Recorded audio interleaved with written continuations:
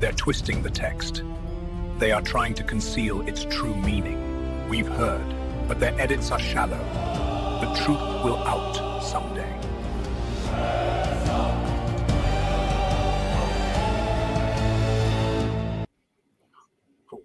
Good evening, everyone. And today we are here with the Powerhouse panel. I've got some of the brightest minds with me. I've got Mal, I've got JC, I have Odon, and of course, Usama. And everyone's going to, I know what you guys are thinking. It's a great team except for me. So with that said and out the way, we're going to be talking about the Quranic. We're going to be talking about the Quranic Endgame.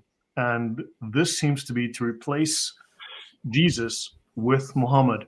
And this seems to be what the Islamic Quran project was about. And I think as a panel, we've got a couple of interesting upcoming projects that we've just discussed. So yeah, but tell you what, JC, we'll start with you since you're the host today.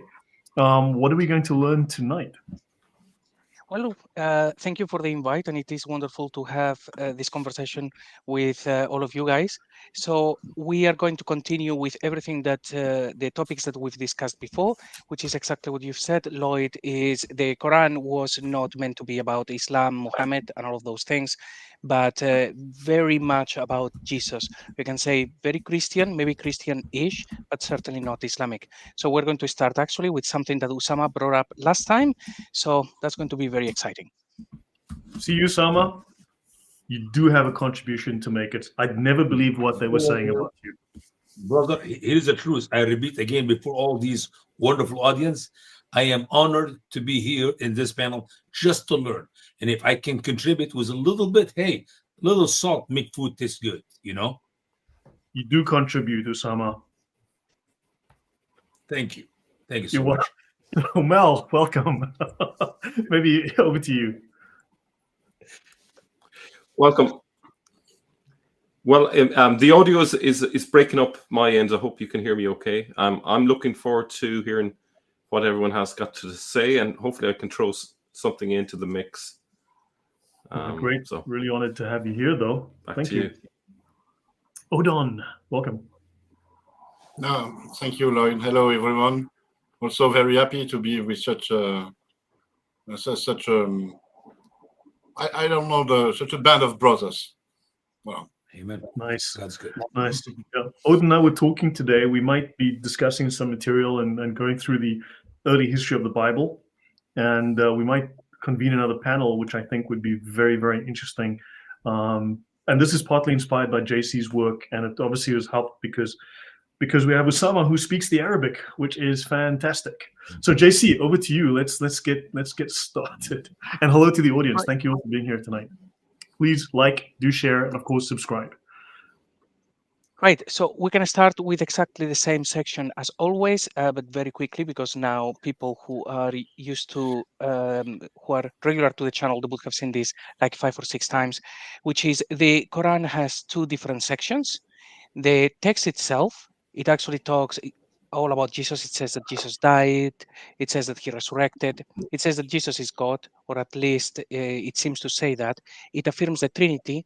And the text has no idea about a guy called Mohammed walking around in the Hijaz. That's actually not in the text. And the fact that Makkah appears once and Mohammed 4 times, that should be a really real red flag that there is more to that story. Also, 2 of the instances of Muhammad, they're in the past tense. So that should be enough for people to realize that there is a little bit more to that. So the bottom layer, what the text says, is all about that. It's what you would say very Christian. However, when we read the Quran, what we read is the top layer, is a tafsir layer, stories that have been superimposed on the text, and those stories are all about Muhammad. Jesus is all of a sudden not God, despite of being called the Word of God and so on. It denies the Trinity, and also it speaks about itself as a revelation. Those things are not in the text. They are in the interpretation of the text, which is superimposed on what it actually said. So hopefully today we can see more verses that show that this is exactly what happened. The bottom layer was very Christian, top layer, nothing to do with what the book actually says. Yeah, if you don't mind, brother, I'll just share a quick thought here. It is not Mecca, which is mentioned once in the Quran, but Becca. I love it how Muslim tried to correct me when I pronounce the Quran in wrong pronunciation according to their wishes or according to their way of seeing the Quran, even though we know that the original Quran did not have any vowels, the O and A and E and none of that. So obviously I can say whatever I want to say, and the proof is very simple. You look at the interpretation of scholars of Islam, you see that they always say there's disagreement about the reading of that word or how somebody else recited different than other, which will bring a different meaning. So is it Becca, the valley of Buka, the valley of weeping, which is a biblical place, or is it Mecca? It's not Mecca. I'm sorry, I never saw Mecca once in the Quran, but Becca. Go ahead. Yep. So let's see. And actually, so last time, this is something that Usama actually brought up, and I thought it was the right place where to begin. This is just an extract of Surah 9, verse 31. This is from the translation from Murad, which reads something like, they took their rabbis and their monks as lords apart from Allah and the Messiah. Sometimes Murad in 5 places, actually, instead of translating this as and, he will write plus, just to let people know that it's not starting a new sentence. You don't start with the Messiah, the Son of Mary, and they were not commanded. He's making sure that you understand that these two are associated. So, as lords apart from Allah and the Messiah. So this is a verse that Usama brought up, and if I remember correctly, Usama, you said that the translators, when they get to this verse, they all translated very, very, very well. Yep, that's what they do. They're trying to change the doctrine of the teaching of the Quran for no reason. And they can use some excuse like, well, some scholar, I'm sorry, some poet, and quote me a poetry. I'm sorry, I don't read the Quran because of how some other poet, a little bit in date, late date, read the verse. If you don't mind, I'll read it from my translation myself. It's a little bit different than Murad translation, but it's almost the same. And my translation is 17 years old. So here's what I wrote about that verse some years ago. And it says here, once again, they take their rabbis and their monks as lords rather than Allah and the Christ. The word is what is and the Son of Mary. But besides that, it is word for word. He's a word plus, he's a word and.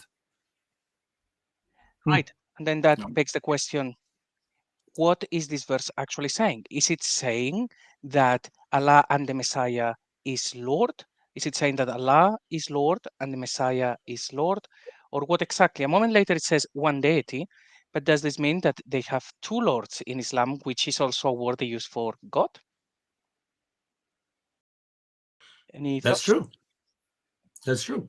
And I will read it in Arabic, by the way, for those who do not think that this is an accurate translation. And it says here, اتخذوا أحبارهم ورهبانهم أربابا من دون الله والمسيح ابن مريم. So word for word, Murad translation, my translation is 100% accurate. وما أمروا إلا ليعبدوا, listen to this, وما أمروا, and they were not commanded except to worship or to serve one God. لا إله إلا هو, there's no God except He. Subhanahu amma yushrikun, which means, even though Muhammad mentioned two, Allah and the Christ, Son of Mary, but he also talked about one God in the same verse. If that is the Muhammad's writing, of course. Whoever wrote that verse. So he talked about one God, two person. That's a problem. That's a problem. And of course, if we add the Spirit of Allah, which written all over the Quran, and I love it, how Muslim scholars came up with, I don't know, 30 different interpretations. What is the Spirit of Allah? And they come up with all this weird interpretation. I'm sorry. The Spirit of Allah is eternal, like the Word of Allah is eternal, who is Christ, Son of Mary. And therefore, we believe in one God in 3 persons. Are you sure, absolutely sure of the meaning in Arabic, Usama? Because I don't want to be nitpicking, but for me there is room for another explanation. This is not the definition of Orthodox Christianity.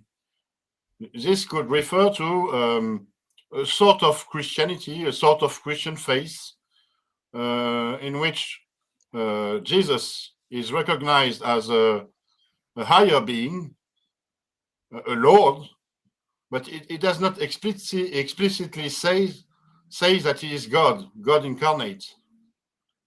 You see that there is room for a difference between this and Orthodox Christianity. Orthodox Christianity, from the beginning of Christianity, from the writing of the disciples, the apostles, until today, it is one God who expresses himself in the three persons, the Father, the Son, and the Holy Spirit. And we can talk about that in long talk to prove it from the biblical teaching, Old Testament and New Testament. But I do not want to change the topic into that. We'll let our brother continue with the subject. We can carry this in another broadcast, okay? So to that, I would say, Odon, that you're absolutely right. The interpretation of the verse could be a number of things, including that the word Lord and the word God, even now they use them as one, but not in the past. But that would be if there are no other verses that say that Jesus is the creator, and there are verses that say that Jesus is the creator. So because of that, I would lean towards thinking that this was more of a Trinitarian sense. Of course, we're missing the spirit in here, but still, like Usama said, two persons, one deity. Is getting pretty close to the Trinity. Yeah, and it's close, but could I add something to the discussion, that there are a lot of inscriptions in the 6th century that use the formula God and his Messiah, and we have the Jewish version of that, which is equivalent to God and the Mohamed. So I think this passage here is drawing from that common tradition, and it's interesting. It's coming from Yemen, which would fit in with a lot of what Lloyd has been saying as well. So just want to throw that in. Yeah, great. And what I would add is, if anybody has a problem with this argument and they think that that is not what it means, I would suggest that they go and they argue this with the Christian Prince, because I actually heard this argument from him. So if anybody has the balls to do that, they can go and do it. So playing that card for right sure. there. And just to then quote last thing. So this is actually saying that Jesus is actually more than just a mere messenger. And if I can quote the Grand Ibn Kathir, this is not a bug, it's a feature. This is what we see throughout the Quran again and again, and we're going to see that he is Lord. Now, one of the reasons to see that the meaning is something they are embarrassed about is the same reason that Usama mentioned they get this wrong. This is just a list of all of the translations that we find in Quranics.com. So all of the ones in red, you can see they got it wrong. The ones in green, they are passable or okay. So very often it will be like this one. Ahmad Ali, they consider the rabbis and monks and the Christ to be gods apart from God. It's like, that's not what it says. Or they will add also. Well, just pause a moment.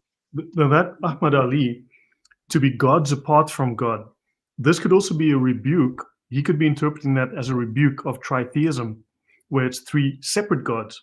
He's saying, no, it's one God. But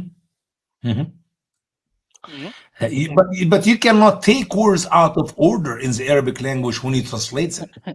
You will become a cult, like a Jehovah's Witness. Put a period in the wrong place, which it makes sense in English for your doctrine, but it does not make sense in the Greek. You're changing the structure of the sentence in the Greek language to put period in the wrong place. You have to put the period in the right place. So it is in Arabic. Let me read again the Arabic language for that verse. It's very clear. اتخذوا أحبارهم ورهبانهم أربابا. They took their monk and their rabbis as lords. من دون الله والمسيح, rather than or without, rather than Allah and the Christ, Son of Mary. You cannot take the Christ, the Son of Mary, at the end of the sentence and you add it to the first two people, the first two groups, so you can make your doctrine fit. That is not translation. This is what I call fabrication. So it seems to say that Jesus and God are joined as one God. And the monk and the monks and the rabbis are two separate teams. They took these two people rather than these two identity, or these two characters. That is the actual wording in the Arabic language. If you want to move one from here and put it here, I'm sorry, that's wrong. I can say, okay, they consider the rabbi as Lord instead of the monks, Christ, the Son of Mary, and God. You see now I did? I took one from here and added here. That's wrong. That's not translation. That's bad. You have to put it as it says in the Arabic language. And the Arabic is very clear. Comment. Monks and rabbi instead of Christ and Allah. To hint at something we were saying earlier, remember we spoke about the Karaites who were translating. They took all of the Jewish materials, all the Jewish literature, and they were translating it into Arabic. So maybe someone did a bad job, or maybe someone misunderstood the nuance from the Jewish concepts. But I mean, but I know we can't find an early Arabic Bible in the 8th century or something, but these guys were translating pieces of the Bible, at least sections of it over time. So that Arabic Bible could well have been in place before and then destroyed. I mean, the Muslims are known for that. And we know from some of the early writing of Islam that Waraq ibn Nawfal was working on translating the Quran, the Bible, some part of the New Testament into Arabic. So the translation of the Bible is an old thing. It's happening, but obviously, you'll be surprised. Maybe in the near future, you're going to see some passages out of the Bible translated in older manuscript in the Arabic language, which may be a part of Matthew, a part of Luke, a part of the writing of the Apostle. Who knows? Who knows? Yeah, another thing that actually suggests that they knew what this text actually said is that we have the ones in green. The ones in green and the ones in red, they completely disagree with one another, because the ones in green, they're right. They're actually saying they took the rabbis and the monks apart from God and the Messiah. Sometimes this one, for example, adds a comma just to try to do something minimum. Maybe he was not being paid too much at the time to disguise this. But other people, they actually get it right. So they know what the meaning is. The ones that they actually change the order and suddenly you have something different, it has to be done on purpose. Like Usama said, this is something that translators would know. So there you go. So now we have more and more evidence of these things happening and them knowing that there is a problem here. This is a good way to seeing when there are problems with the Quran, when the scholars or the translators, they change things, they know there is a problem and they're trying to hide it. And look at the comment I just added. Maybe the Karaites put polemics into the text they translated. I think we have evidence that I've covered at length, and Odon knows about it as well. I've covered it on my channel as well. When you look at the Masoretic text recension that the Karaites were producing along with the Rabbinite Jews, it does strip Jesus's divinity out. It does take the prophecies out. It does make polemical changes. So let's not consider this proven as to their motive, but we know for a fact there are differences. And I mean, this is not an unsubstantiated claim. There seems to be evidence for it. Mm-hmm. So in here, I'm not going to go through those. Hilali Khan, by the way, look at the size of his translations. He's hilarious. But anyway, so all of these are just wrong. And I think this is the last page. One of them here gets it right. Good lad. Everybody else gets it wrong. And the actual meaning of the verse changes. Can you imagine? If you actually read any of these translations, you are not getting what the Arabic says at all. And for an obvious reason. So we have just established Jesus is Lord, or Allah and the Messiah are one Lord, or there are two Lords, probably two personas, two Lords. Let's see what else we find. So this is now, because we've seen now that Jesus is described as Lord together with Allah, then we can explore things a little bit further. For example, here, Surah 4, verse 1, the very start. O mankind, fear your Lord who created you from one soul and created blah, blah, blah, blah, blah, within the same verse, and fear Allah. So if we are not aware of the Quran being very, well, Christian, and Surah 9, verse 31, we would interpret this as this is saying, fear Allah, and a moment later, it says again, fear Allah. But now we have two personas in this verse. One is the Lord who creates, and then fear Allah. Let's put it in an example. If I said, Lloyd, fear your boss who pays your salary, and fear Bob, you would know that your boss and Bob are two different people, because, you know, they have just been described like this. So this is, once we see that Jesus is hidden in many of these verses, some of them successfully, some not so much, we can then say, hang on a minute, when it says here Lord, is that supposed to be Allah or the Messiah? If Allah appears later, then this will be the Messiah. Exactly.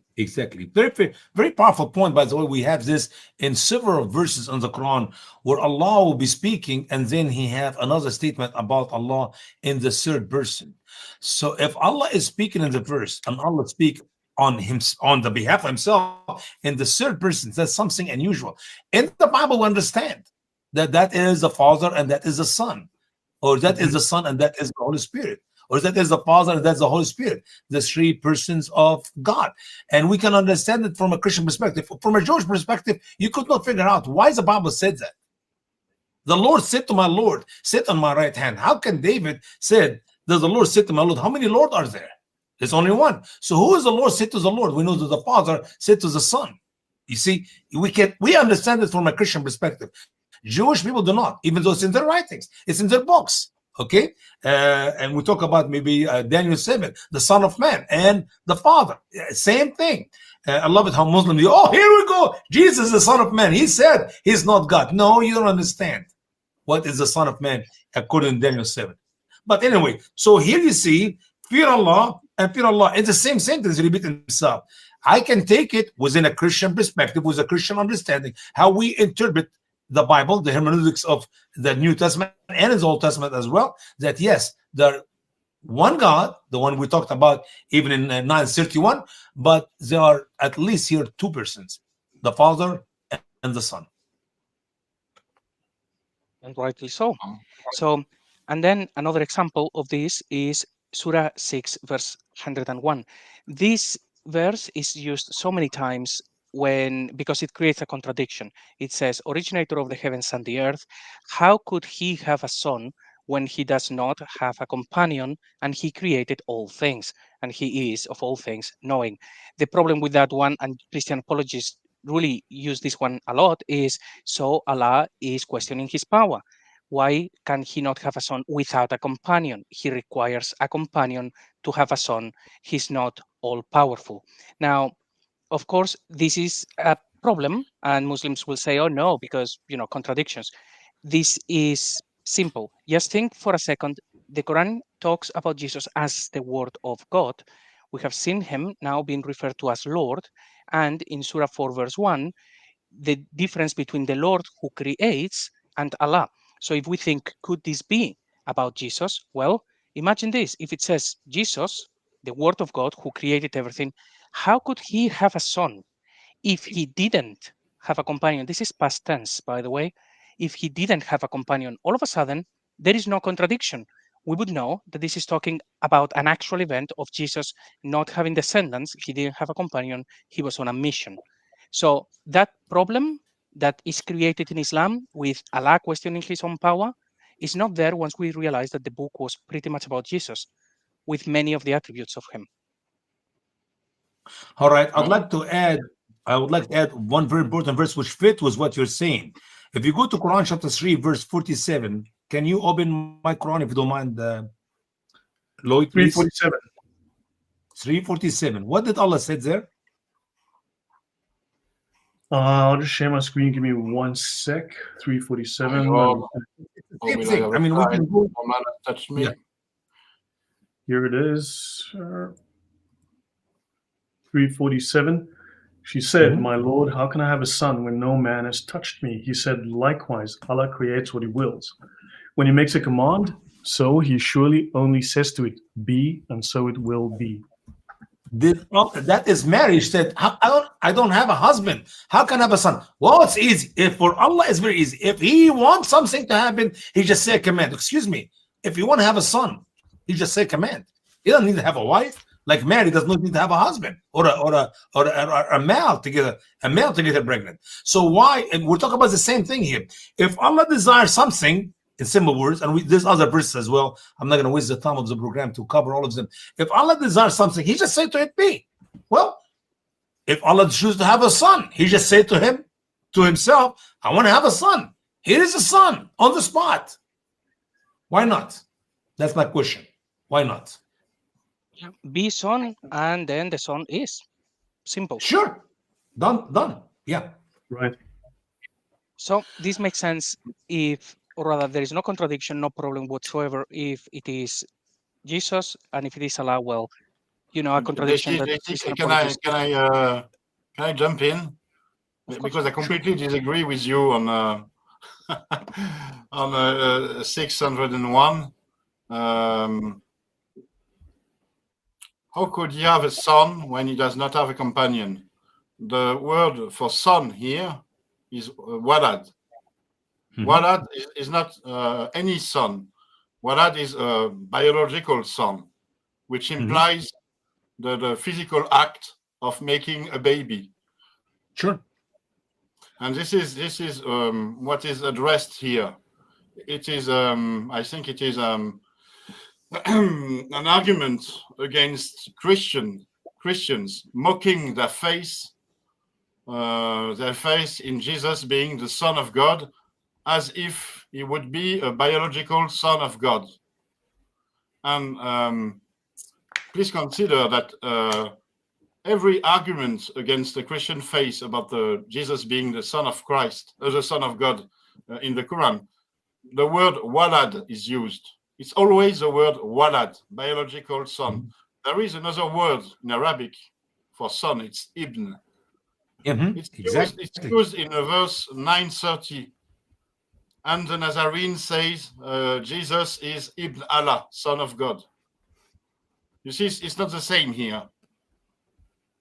So I don't think this verse 601 refers to Jesus as not having a son, but it refers to God as he cannot have a son because God cannot make the physical act with Mary.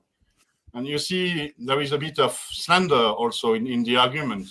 It implies that the Christian would believe that Mary slept with God, which is the core of the argument here. Right, that actually may very well may be the case. I think I saw an argument I think it was in Gabriel Reynolds' channel, if I remember correctly, with one guy actually saying exactly that the problem with walad is that every time in the Quran is saying that, so it is about biological son. So I haven't explored that word, but I think you might be on the money on that one. So and besides, when you said that this is a way to respond to every Muslim critique of the Christian faith, the easiest way to reply to them is that no Christian believes that God slept with Mary. We use the analogy father and son as an analogy. Jesus is the Son of God, but it is an analogy. He's not the biological Son of God. Of course, he is not. We use this analogy to help us understand the spiritual dimension of the relation between God and God the Father and Jesus the Son. And it's also an argument against the Muslim faith, because it tells that the Quran does not understand the Christian faith. The Quran presents a fake Christian faith, because the Christian faith is not about believing that God slept with Mary. Of course not. But the Quran portrays it this way nonetheless. Yeah, maybe the confusion was because they thought that people were created from a liquid emanating from between the backbone and the ribs. So I think we shouldn't really take their word as to how babies are made. So one of the interesting things that I find here is the tense, because all translators should get it right every time. Is the tense, you just translate it as it is. But when we check at the translators, basically everyone gets it wrong. Once again, we'll have all of these ones here. The ones in green are okay, but normally they will be in the present tense or something like that. He has no mate, he does not have a spouse, he has no consort, and then all of the red ones are wrong, all of the green ones are okay, or passable at the very least. When we see these things, they know there is a problem, they don't want to put God in time in the past tense, so they just say he doesn't have a companion. It's like, come on, just at least be truthful to what the book actually says. Can I? So happy with that. And now the one. Can I jump in? Yeah, of course. There we go. Yeah, I see a kind of an obtuse reflection of Genesis 1 and 2 in that line. So, for example, the first part of it, I think, is referencing Genesis 1. I have it here, that just to quote it. In the beginning, God created the heavens and the earth. The only thing they've changed is basically the originator of the heavens and the earth. It's just slightly changed. And I think the second part of it is actually a reference to Genesis 2:18. The Lord God said, it's not good for the man to be alone. I will make a helper suitable for him. So in that line there, it implies that Adam cannot reproduce if he's left alone. Do you get me? So it's a paraphrase. It tries to summarize a longer argument, so it's a paraphrase and a poor paraphrase as well. Yeah. All right. Yeah. It could be kind of. That's interesting, Mel. It could be looking at Jesus. It could be looking at Jesus through the perspective of Genesis' focus on Adam. So Adam is there as the lonely guy who doesn't have a companion. But all right, how can he reproduce if he doesn't have a companion? And then it could be looking through that at Jesus. That's I think that kind of strong thing. Yeah, but could it be a polemic? Ower asks you, could it be a polemic against another group also? So an argument that's ongoing as well, because that's something we discussed as well, different groups arguing amongst each other inside the Quran. Yeah. Okay. Yeah. I have a quick numbers here to share with you. The word Walad Allah is mentioned 0 in the Bible. The word Ibn Allah mentioned actually 49 times. It's all in the New Testament. So the word Ibn, son, is mentioned 1,605. When I mention it because you can go to the Bible and you see Ibn used for a physical son as well, not just Walad. Yeah, it can be used as Walad or Ibn. Adam, like for example, in Genesis 4:17, and Cain knew his wife and she got pregnant and she birthed Hanuk, and he used to build the city, which he named after his son name. His word Ibn here, not Walad. Even though Waladat means which she birthed him, that is a physical thing, which our brother was talking a minute ago. But he named the city Ka'ismi Ibnihi, his son Hanuk. So, and they're like as I said, 1,005 times. Now in the Quran, the word walad is mentioned 11 times, and it talk about people or it talk about what do you call this? Son of God, Jesus, or the Christ, son of Mary. Now, Ibn, obviously, I need to look at this one. If you don't mind, guys, give me a second here. I need to look for the word Ibn to see how many times the word Ibn. That's the last one. I will look here, Control C. I'll go here quickly, and we're going to, I cannot do that. I have to write it by hand. So here is Ibn, Alif, Ba, Noon, and the number is, ladies and gentlemen, the word Ibn is mentioned in the Quran 68 times, and obviously like Ibn Maryam, the son of Mary, or Abna'akum, your sons. And it is always mentioned for the male, not for the female, because we have the word bint in the Arabic language, which means the daughter of. All right, this is some statistics. I don't know will help or not. We'll see. I think it's actually very interesting. I'm sorry, brother. Yeah, that they know the difference, so that's actually very good. Yeah, absolutely. Now, the thing to remember here is that there is a difference between Walad and Ibn. Walad is the one who has been birthed, so with a physical conception and a physical birth. And Ibn, sure, it is any kind of son, so it can refer to an analogical son, like Jesus, son of God. And if you adopt a son, you say this is Ibni. You cannot say that's waladi. Ibni, because he's your son by adoption. Ibni is adoption. Waladi is come from birth, because yalid or talid, it is the verb action for that. So when my wife, she was pregnant and she waladat, when means she burst, and that is the word idea of the physical birth. Yeah. You also see my point about this this verse and all the verses with Jesus being Walad Allah. It is a slander against the Christian faith. We don't have it. It mocks the Christian faith. Yes. It is always Ibn Allah, not Walad Allah. Yeah. And this is one of the reasons I think that Jesus is not depicted in the Quran as he is in the Christian faith. Otherwise, there wouldn't be any need for the Quran to slander the Christian faith.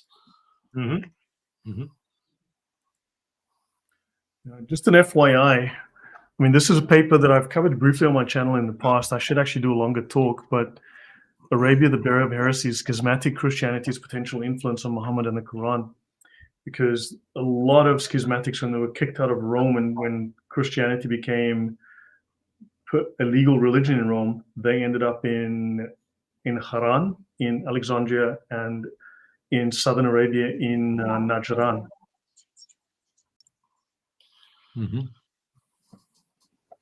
Yeah, just as a point of interest, it might be.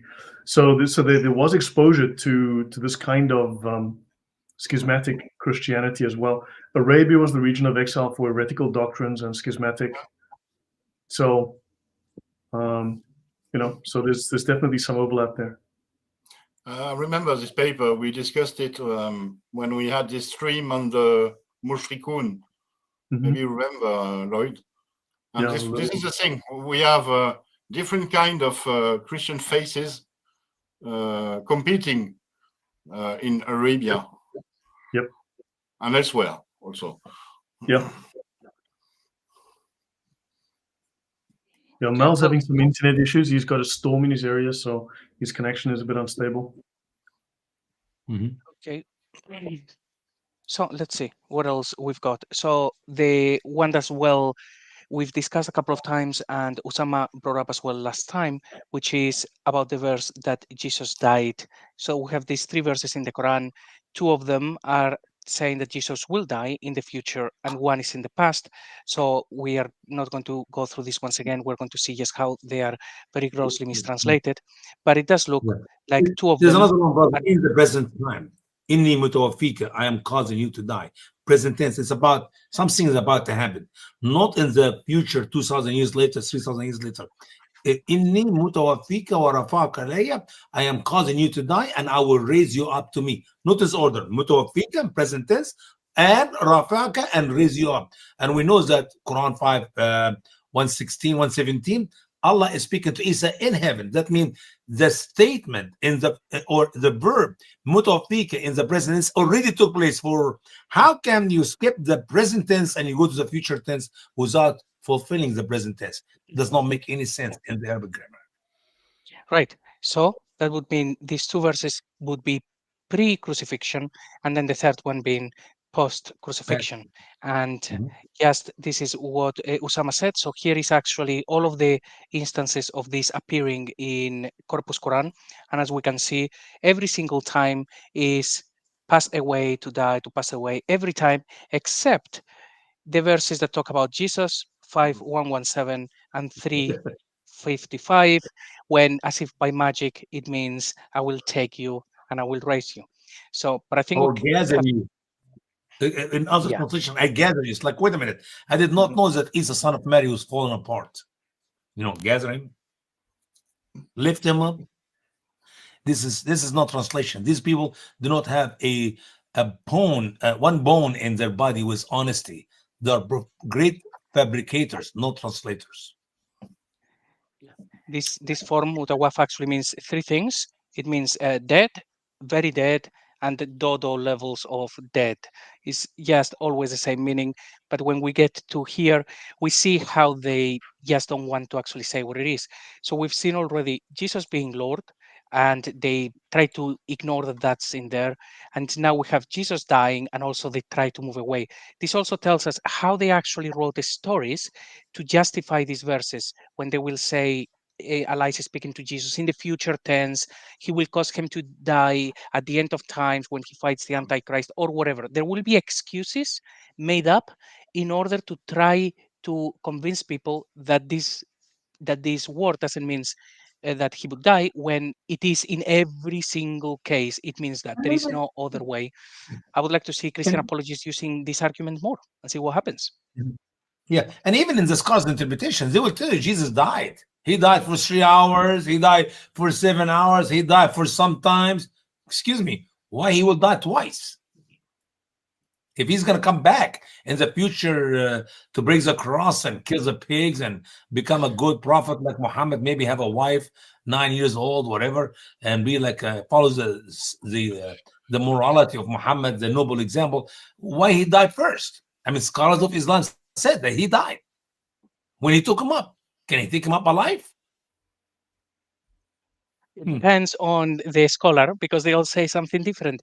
It's a bit about creating confusion. I think they just create all of the stories that they can, and then depending on the situation, they will play one or another. The same with the crucifixion. There are stories, no, it was a shadow, no, it was an icon, no, it was Judas, no, it was another guy called Jesus. It was like anything.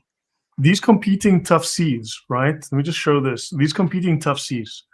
Is it really necessarily random interpretations, or is it that you've got interpretations from different Christological groups, heretical groups? Like this paper says it's probable that the Quran reflects some of the competing Christologies among Christian schismatics in Arabia at the time of Muhammad. So these different tafsirs could actually just be the views from different viewpoints. But from different what do you do? Brother Lloyd, I disagree with you. What do you do when Al-Tabari used Ibn Abbas 6 times in the same verse to give you 6 different opinions about the same verse? They're just throwing out different things from different groups. They're collecting stuff. Maybe they're making it up. Not different groups. Say Ibn Abbas. So he would talk so and so and so on Ibn Abbas. And Ibn Abbas, when we go to Ibn Abbas, he is the ink of the scholars. He is literally, when you use a pen to write, you dip it in the ink, that is Ibn Abbas. So he used Ibn Abbas. This is all over the Quran interpretation. He used Ibn Abbas to give you different opinion on the same verse. That does not make any sense. That is, Al-Tabari was drunk. He did not realize that he's quoting Ibn Abbas many times with different contradictory opinion, or neither Al-Tabari and Ibn Abbas know jack about Islam. Mm-hmm. I mean, I think they also didn't think anyone's going to question them. They had such authority. No one's going to question them. Just believe. Yeah. I discovered from Brother Yusuf just last week, Muslims in the Muslim world, in the Arab world, do not read scholars' interpretation. They don't. Yeah. They have no idea what point the guy makes here. He says, in one instance, the Quran views Christianity as teaching modalism, assuming that Jesus comprised the entire Godhead, Surah 572. The next verse describes Christians as tritheists, assigning Jesus to one of 3 gods. And the same surah contends that the Christian Trinity is God, Jesus, and Mary. I mean, there's a lot of confusion going on in the book itself. Same book, same chapter, same chapter, yeah. But it doesn't talk about Christian in these verses. It talks about Nazarenes. Exactly. But I mean, sure, but I mean, the guy's highlighting just an interesting point. I mean, it's very relevant. Yes. Yeah, but scholars of Islam, they will think that Nasara are the Christians. Yeah. They're forced to. That's a confusion. The whole thing. I think the Sabi are Christians as well, so. Yeah, well, Jesus is Son of God, and he died and resurrected for our sins, according to Ibn Abbas. So you see, two can play at this game. So let's see what else we got. And by the way, so the obvious one, the one verse that every Muslim will know is the one that says that they didn't kill the Messiah, and is okay. That is actually even compatible with the Bible. When Jesus says that no one can take his life, he lays it down. So even the verse that Muslims go to say, you see, Jesus didn't die, it doesn't say that he didn't die. It says they didn't kill him. There is a big difference, and it's actually quite compatible with the Bible. But let's have a look at what our friends, the translators, actually say. No one gets it right. Actually, yes, I think there is one that will get it right. I will take you to myself, I shall take your soul. This is just for Surah 3, verse 55. This one gets it right. I shall make thee die. Actually, that's nice, lad. I think everyone else, Yeah. I will take you, I will recall you, I will save you from your enemies. So if I say to Usama, I will mutawafa you, does it mean I'm going to save you from your enemies? Oh boy. That is the present tense verse, which have also the future in the same verse. So 350, that's the one I was talking about a minute ago. I did not know you have it in your presentation. I'm sorry. I sometimes I rush and I wish I wait and I see the people have the information right. But 355 in my translation said here, quickly I read, when Allah said, "O Isa, surely I am causing you to die, and I am raising you up to me, and purifying you from those who became infidels, and makes those who follow you above those who became infidels until the resurrection day." It's amazing. This verse it's a huge problem for Muslims, because if Jesus is raised up, and the order of 355 that he must die first and then he will raise up, so why you reject his death? But then even the rest of the verse, the Christians or those who follow him will be above those who disbelieve in him, the infidels of him, until the day of resurrection, which did not come yet. So where are the true Christians who follow Isa, son of Mary, if all of us Christians of all our denomination believe that he died and he rose again? That's a problem. That's a problem. I'm going to show a map in a second, and that's going to be fun because we're going to address that one and just see exactly how silly that the argument of this verse is, the interpretation from the tafsirs, of course. So this guy gets it wrong, and then this guy's wrong, and Talalitani actually says, "I am terminating your life," so that one gets it right. So it's like some of them, actually all of them, know the meaning, but only some of them are paid enough to lie about it, which is interesting. But even Talal got it wrong, because terminating is yunhi. The word is not yunhi. The word yatawaffa. Inni mutawaffika. Laysa munhika. If there's a word in Arabic. So obviously, you cannot use the word terminate. That's not accurate translation. Because a Muslim can say he terminated his position on earth by taking him up to heaven. So his job here is finished. No, he died here before he took him up to heaven. It's because Jesus said, "I'll be back." Exactly. I just wonder if anybody at one point they actually thought they were going to make Jesus die and resurrect, so basically on the third day, and the Christians were going to be the successful up to that point for 3 days. I wonder if one of these early guys were considering to try to shoehorn this in the text, but maybe not. I don't know. So, and the same with Surah 5, verse 117. We have this one gets it right, or at least directionally correct, and then wrong, you raised me, and again, you took me up, you did recall me, you raised me up. This one gets it almost right, although he makes it sound fancy, and again and again and again. Wrong between Mostly wrong. You took me, you raised me, or I made you die. It's not an easy mistake to make. This is mistakes on purpose, Lloyd. This, I'm sorry, if the guy does not know the difference between akhastani wa tawaffaytani, these two words, if you don't know the difference between akhastani and tawaffaytani, I'm sorry, you are disqualified to translate anything. No, it's not a mistake.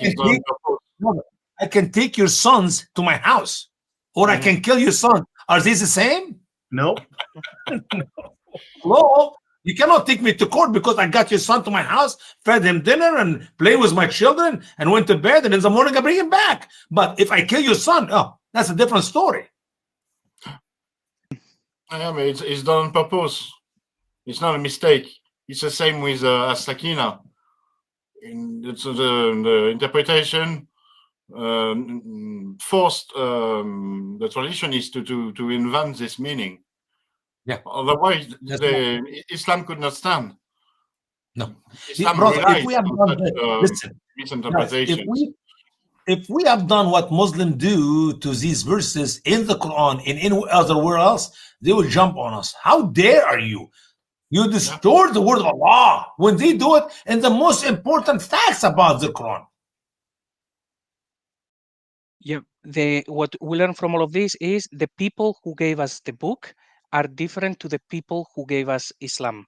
The people who gave us Islam, they keep changing, or they try to hide the meaning of the book, which would actually show how their religion is not compatible with the book that they say comes from God. If the book, if they said no, but the book really comes from God. Okay, Jesus died and Jesus is Lord. No, we can't have that. So let me tell you how mutawafika now means something else. It's very, very silly. So that's why I say all of this conspiracy goes many layers deep. Every single scholar knows this. Every single Arabic speaker with an You don't IQ have not to be in double scholar. Yeah, digits knows this. Yeah. And when you say scholar, I say you don't have to be scholar to figure out there's some errors there. You just speak Arabic and know English. Good enough. You figure out somebody. I love what Yusuf said. My friend Yusuf, he's from Saudi. He's been involved in our midst now for almost a year. He said one of the reasons it caused him to be uncomfortable or he did not like the lies they put in the Quran. Why you lie when you translate the Quran? Yeah. And you can actually play a little bit with how you make it sound, say if you're not doing a super literal translation, but the meaning, you have to carry the meaning. So these people are meant to be professional translators. They certainly know the meaning of those words. And we can see some of them, they actually get it right, and then they would have to explain things away. But yeah, this is a huge cover up, and basically everybody knows. This is like the elephant in the room. So Exactly. Jesus is Lord, Jesus died. The Book of Islam is not really about Islam.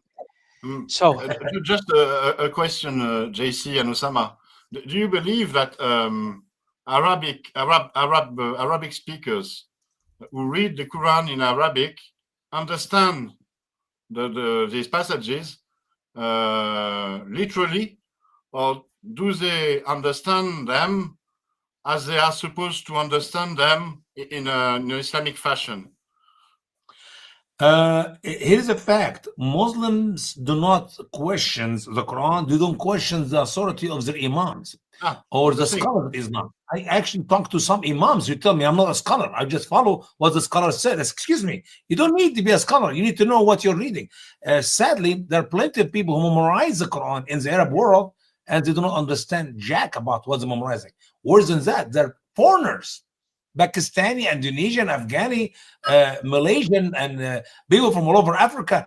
They memorize the Quran in the Arabic language and they recite it better than I can ever do, and they have no idea. It's just because they're foreigners. They don't speak the Arabic language. They memorize it in the Arabic language. Imagine with me memorizing the entire New Testament in the Greek, and you don't know good morning in Greek. It's mind blowing.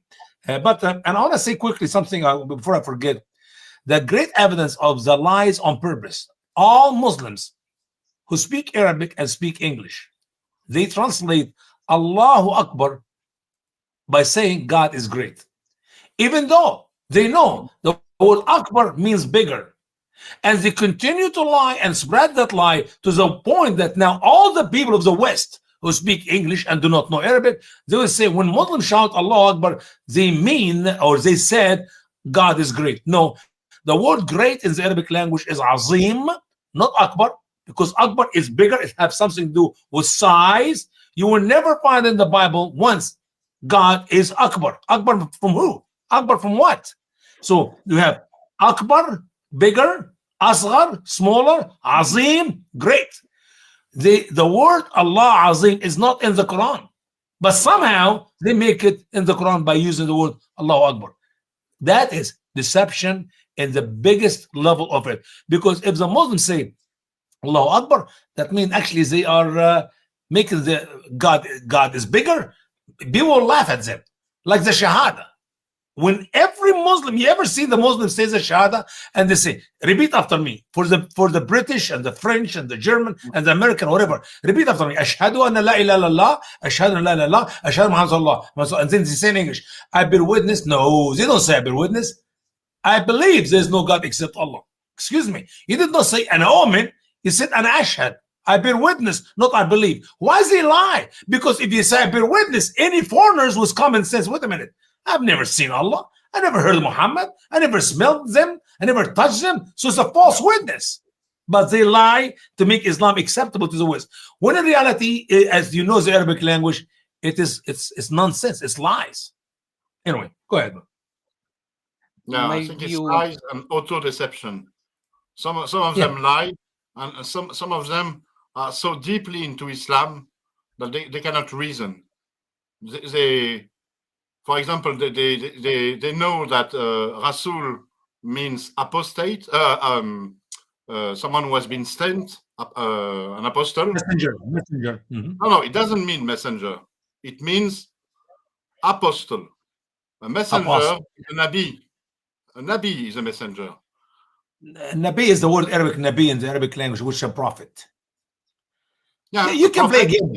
a prophet in etymologically speaking is someone who has a message from God. Mhm. But a Rasul is someone who has been sent. Someone who has been sent is not a messenger per se, it is an apostle. But the Islamic interpretation of things is so deeply imprinted in the Muslim mind that they cannot think straight. And they, even though the word means this, they think, no, it means that. Mhm. And they genuinely think it means that and not this.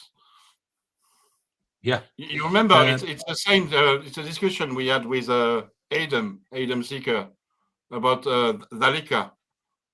This other book, that book, except that, and they read it as it is, as it would mean this book, but something happened something has happened in the mind due to Islam, and the reason is gone, the understanding is gone. And all is left is an Islamic understanding that doesn't make sense. Yeah. By the way, the word Azim is mentioned in the Quran 107 times, and I guarantee you, they all translated right. I guarantee it. I don't want to change the subject. Let's hold on myself about that when we finish our study for today.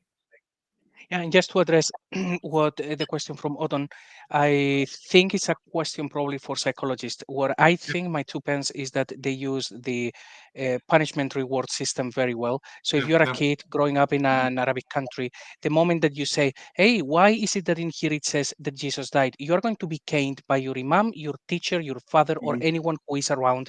You're going to learn never to bring up that topic again. And then you just become a person who recites everything just like you've been told, not to question anything, because you associate questioning with punishment, and that's it. Yeah, that's the thing. It's no matter of psychology. Islam hijacks reason. What is reason? That word does not exist in the Quranic vocabulary. Yeah, logic and reason. No, we don't know that. That is, if you're gonna think, you're gonna come up with bid'ah, which is invention, and every invention from hell. And man, you don't want to go back to hell, do you? Yeah. This is exactly the mechanism of Islam. It's you cannot be logical. You cannot think within Islam because you cannot have haram thoughts. And in order to be logical, you need to think to think both sides of a problem. And in Islam, you cannot do it. It's forbidden. It's haram. So you cannot think. You cannot properly they think. asked Ibn Abbas. Yeah, exactly. You're absolutely right, brother. They asked Ibn Abbas about the 7 earths. He said, if I told you, you become an infidel. Imagine that. They went to the scholar, the ink of Islam, and say, help us, teach us about the 7 earths. And he told them, yes, there's 7 earths above each other. And each one of them have Adam, and every one of them have Abraham, and each one of them have Isa, and every one of them has Muhammad. So you're going to question it? If you don't believe in that, you become an infidel. If you're going to question it, you become an infidel. So it will be better for Muslims to not know the answer for their question, because you cannot use the logic and common sense say, that does not make any sense. That is foolishness. Yes, punishment, and then, yes, fear. The fear that, okay, so if I say this or if I question this, I'm going to be punished. They're going to tell me I'm going to be an apostate. I'm going to lose everything in my life, maybe my life. I'm going to hell. It's like you learn to keep your mouth shut, basically. Exactly. So, Jesus, did they hide Jesus? Well, let's look at this map, and I do apologize in advance for my lack of artistic skill. But, Map of the earth. So during the time of Mohammed, Christianity would have been roughly on all of this area, right? Oh, come on. And then Much wider. we are, yes, much wider. My friend. To the east, there were Christians in Iran, Christian in India, Christian in China, Christian in Central Asia. So the Christianity was much bigger than this. Yeah, I use this from like the most conservative map that I found, because in this area there were as well Christians all the way up to here and more. But this is like the minimum, minimum that I could. And then here, the least we can find, the least evidence. Yeah, okay, I got it. Yeah, and by the way, obviously in this area we are told no, there was no Christianity. Yes, there was, and we are now finding more and more and more stuff. But then we have a little guy who appears here and then says things like those who follow Jesus will be the uppermost until the day of resurrection. We're going to see that verse again in a minute. And we are meant to believe that to these people, they didn't recognize that it was talking about all of this land, and like Odon said, probably a lot wider than this, that they would think that no, all of those people are following Jesus wrong. They're not really following Jesus. If someone in the 7th century said, those who follow Jesus will be the uppermost until the day of judgment, this is what they mean, the whole empire. And actually, just a handful of years later, remember, they take Jerusalem. We are not dealing with people who are in South America and they haven't heard about these things. They are in the middle of it. They know that Christianity is everywhere. The sentence, those who follow Jesus will be uppermost until the day of judgment, is very clear. Everyone would understand it immediately that it is about Christianity and not 3 guys in Medina who believe something weird. So I like this map. Now, when we look at that, Surah 3, verse 55, just like Usama said, is very clear. We have that Jesus dies, and also that those who follow him will be superior to those who disbelieve until the day of judgment. This was very clear. They had a huge amount of land, the Christians at that time. There was no question about this. And even if this would have been passed off in a little village where they haven't heard of Christians or Jews, okay, they ended up conquering Jerusalem. Everybody would have known exactly the meaning of this. It is the tafsirs who then say, no, all of those people, I'll put them up again, all of those people are following Jesus wrong. Trust me, bro. Yeah, right. So that is clear. Those who follow Jesus will be uppermost. We know what it means. Jesus is Lord, and also he dies. Great. More stuff. Another verse of how they hide Jesus in plain sight. And this is happening everywhere in the Quran. This is very important. We have verses like this. Surah 58, verse 22. You will not find a people who believe in Allah and the last day having affection for those who oppose Allah and his messenger. You see, there you have it. Allah and Muhammad. See, even if they were their fathers or their sons or their brothers or their kindred, those he has decreed within their hearts faith and supported them with a spirit from him. Those are the successful. So this happens all the time. This makes absolutely no sense about those who follow Mohammed are supported with a spirit from him.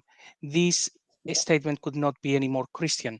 This sounds Allah and his messenger, Al-Masih, who is mentioned before as well as Lord, who is Jesus, and those who follow him supported with the spirit. We've all read the Bible. This would be the apostles and those who come after.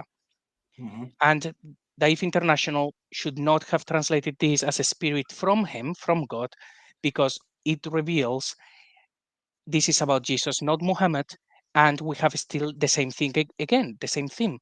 They are the successful. We've seen it before, those who follow Jesus. So we have verses like this that were very clearly about Jesus, and then they told a story about Muhammad, and they have superimposed that in the text. And I think this verse makes it very clear.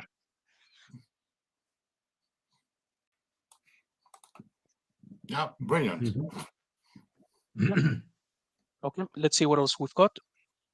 This one, which we've discussed as well a couple of By times. the way, sorry, brother, before you get this point, if you don't mind, which, by the way, fit with the teachings of our Lord in the Bible. Whoever love a father or the mother or anybody or anything above me, he does not deserve me. If you go back to the previous one, it fit with Jesus teaching.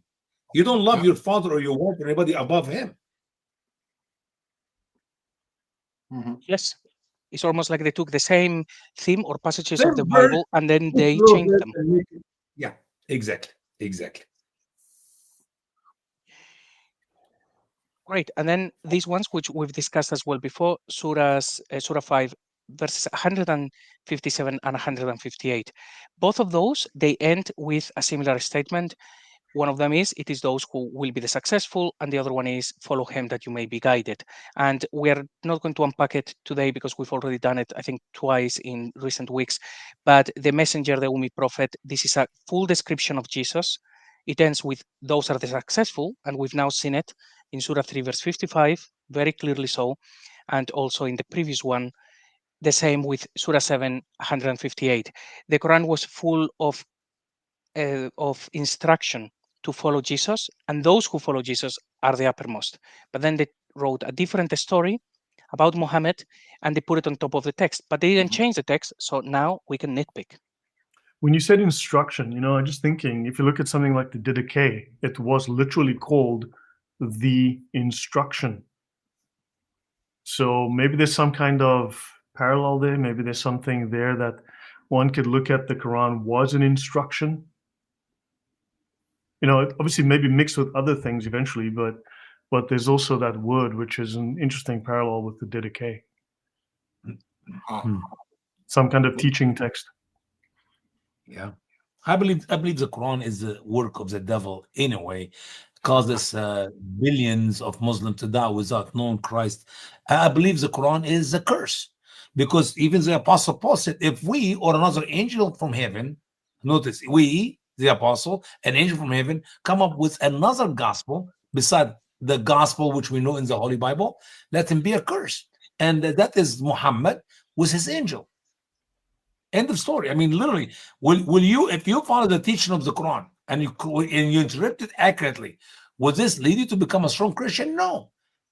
Will this make you a less of a Muslim and more of a Christian? Of course not. It is the work of the devil. How many millions of Muslims are dying without knowing Christ as Lord and Savior because of their writing or the work of the devil? Plenty. Sad. It's a sad, another gospel, a cursed gospel. Go ahead, brother. Yes, I think it is possible that all of this was intended initially in good faith, basically just to give a little bit more of additional stories or a little bit more of the gospel, but it just went very, very wrong. And at this point, I think we're way past, we're 1400 years past saying, okay, well, it was done in good faith. A lot of harm has been done. So let's just figure out what it was. Let me ask a question. Yeah, let me ask a question, brother, if you don't mind. Did you think that the same work of the devil was these cultic beliefs, which was introduced to the early church in a bigger scale about the denial of the triune God or the deity of Christ? It's work of the devil.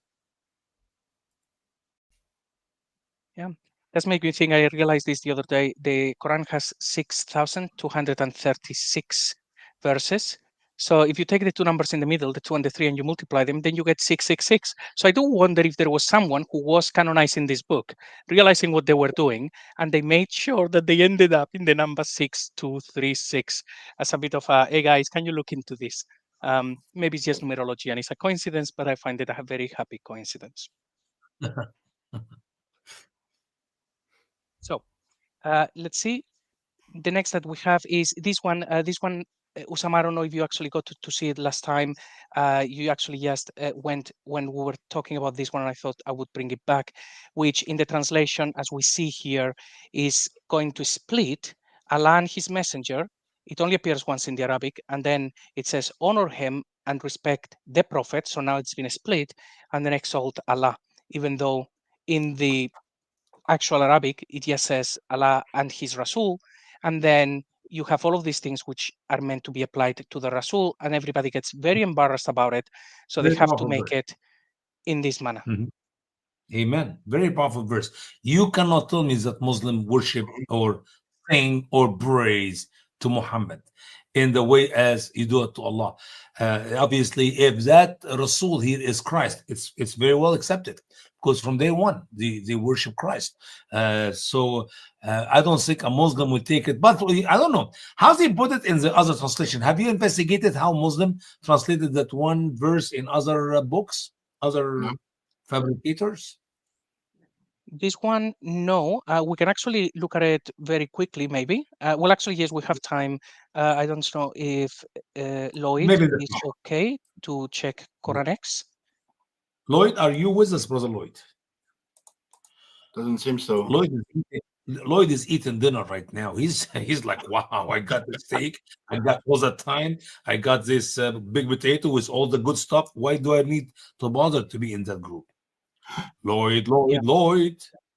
When Yeah, he well, comes until he I comes had to back. make a pit Yeah, stop. Open your mouth. Let's see how much meat you have there. Did you eat enough steak? I have not had enough steak. All right. Can you show us that verse, if you don't mind, in other 48 verse 9 in other translators? If you can do it quickly now. We don't want to spend an hour waiting on you. Oh my gosh. We 48 forgive verse you, man. 9. Need to be on the spot, brother. You know? Fast. Remember, we Actually, Egyptian. as Lloyd actually is pulling this up, just remember, Surah 48 is the only one where Makkah is supposed to be spelled out as MKH. And it also includes one of the only 4 verses of the mentioned Muhammad. So Surah 48 is a very, very important surah. And when we see things like this, where is meant to be about Jesus, and it's a surah that is supposed to be all about Muhammad, we know there is a lot of problems with it. So Here's a few. I've got a whole list of them down here. Yep. Elohim revere him. Yeah. And revere the noble messenger, Ahmad Khan.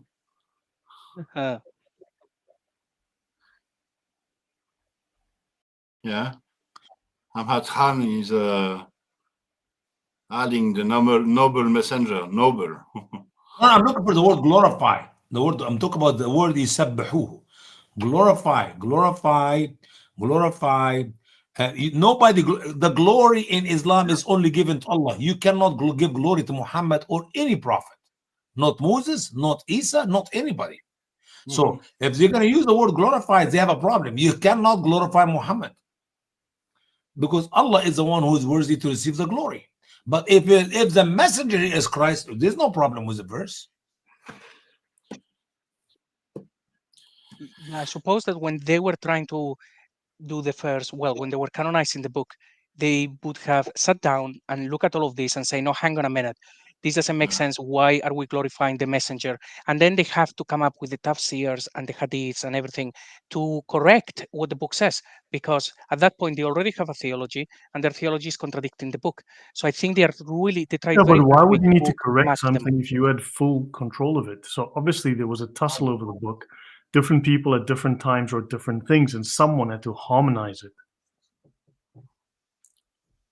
Yes, They did there not is have stories full about the control. Shias.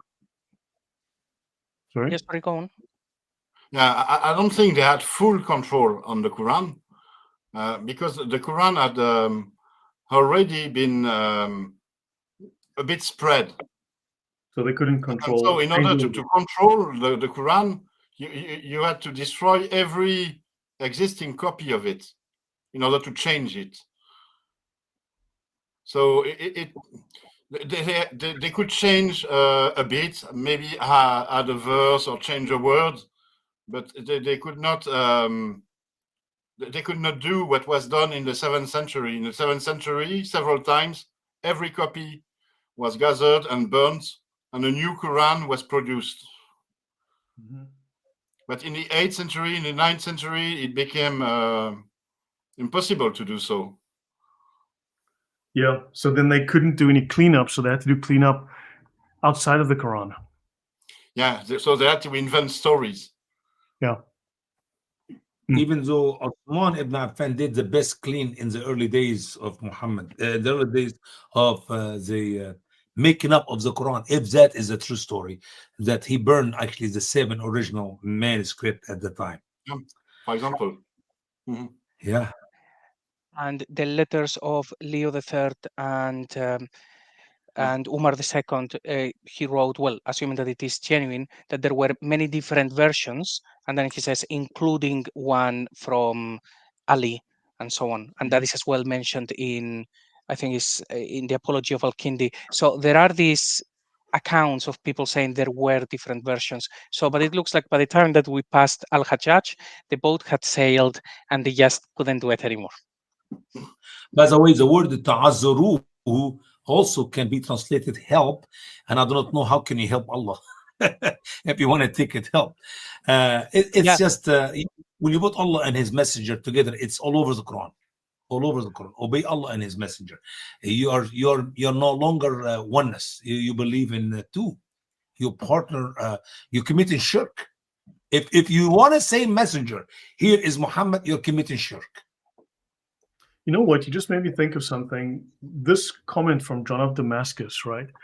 John of Damascus, in between 675 and 750, summarized Muhammad's Christology as presented in the Quran, and he puts it together as a coherent story, right? He says that Christ is the Word of God and His Spirit, created and a servant, born from Mary, the sister of Moses and Aaron, without seed, because the Word of God entered Mary, and she gave birth to Jesus, a prophet and a servant of God, and that the Jews, violating the law, wanted to crucify him.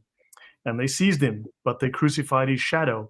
And Christ himself was not crucified, they say, nor did he die. God took him up to heaven unto himself, because he loved him. And he says that when he ascended into heaven, God asked him, Jesus, did you say that I am Son of God and God? And Jesus answered, Be merciful to me, O Lord. You know that I did not say so, neither shall I boast that I am your servant. But men who have gone astray wrote that I said this thing, and they spoke lies against me, and they are in error. It's just, my thinking is just that when you put it together in that single sequence like that, it tells a different story. When you collect it together chronologically, right, sequentially in a logical step-by-step fashion, the story flows very differently to the disjointed, jumbled way that it is typically. Yeah. I have a problem with created. No, for sure. I mean, all of this is bogus, but I mean, but you start the structure just improves once. I mean, what John of Damascus did here to put it together in a logical sequence, chronological sequence, is actually very smart. Maybe that would also help clarify the story to put it together like this. And this thing, by the way, when it says here, but men who have gone astray wrote that I said this thing. And it's like, yes, remember the map that we have just seen? It's like those people were the uppermost. So it looks like whatever actually John of Damascus actually heard, it was people already starting to create a narrative because they had a different theology. So, and actually to answer Usama, how can you help Allah? You can give him a loan. I think that is in the Quran. You can give a loan. Good loan. Good loan. Yes. Extra cash. I'm waiting for give him a loan. Lloyd, send me a loan. Come on, Lloyd. You can send me a loan, man. I will leave you alone. Anytime. I did not say leave me alone. I said send me a loan. Give Allah a good loan. Give you some a better loan. Go ahead. Cash only and sequential bills unmarked. Okay. Yeah. So we have this one. We see how they are embarrassed, and this one as well that we talked about a little while ago. So we have one verse here talking about Jesus being basically the messenger after messengers, and some were obedient and some were disobedient. Then by the time that we get to the next verse, is all of a sudden by magic is all about Muhammad, except that once we understand that the book is, it's talking about Jesus all the time, everything takes a different meaning. We know that this is not about Mohammed anymore, it's about Jesus. And it says, oh, you who have believed, fear Allah and believe in his messenger. So now that is no longer Mohammed, is Jesus. He will give you, he that will be the messenger, will give you a double portion of his mercy and make for you a light by which you will walk and forgive you.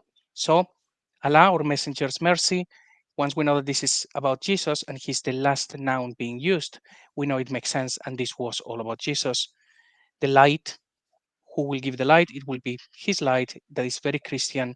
And also, who forgives the sins? The Quran says in other places as well that Jesus is the one who forgives sins, but it's a bit hidden. Right. Yep. So, all in all about Jesus. It's just that this is, hopefully this actually shows what they did. Every time that they could get away with saying, no, this is now about Mohammed, that's what they did. Once we understand that that was not what was written in there, we can look at it and says, no, okay, if it says his messenger, that's going to be Jesus.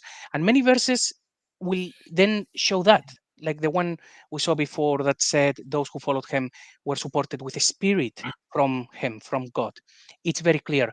There are other verses that are very vague. It will say, follow Allah and his messenger. And it's like, fine, that can be Jesus, Mohammed, Abraham, anyone. You just don't know. It's the specific verses that makes it very clear it is not about Mohammed. And we see how they play with the translations or whatever they have to. So, very hidden. And this, actually, I wanted to bring this up. It's just an article or a paper from Professor Munther Yunus. It's called Charging Steeds or Maidens Doing Good Deeds. I just wanted to show this. Of course, this is not my area of expertise, but because Usama is here, I wanted to bring it up. So in his paper, he is a scholar. He says that he's always had problems with Surah 100, the first 5 verses, and he tried to figure it out, basically, and the paper is him trying to figure it out.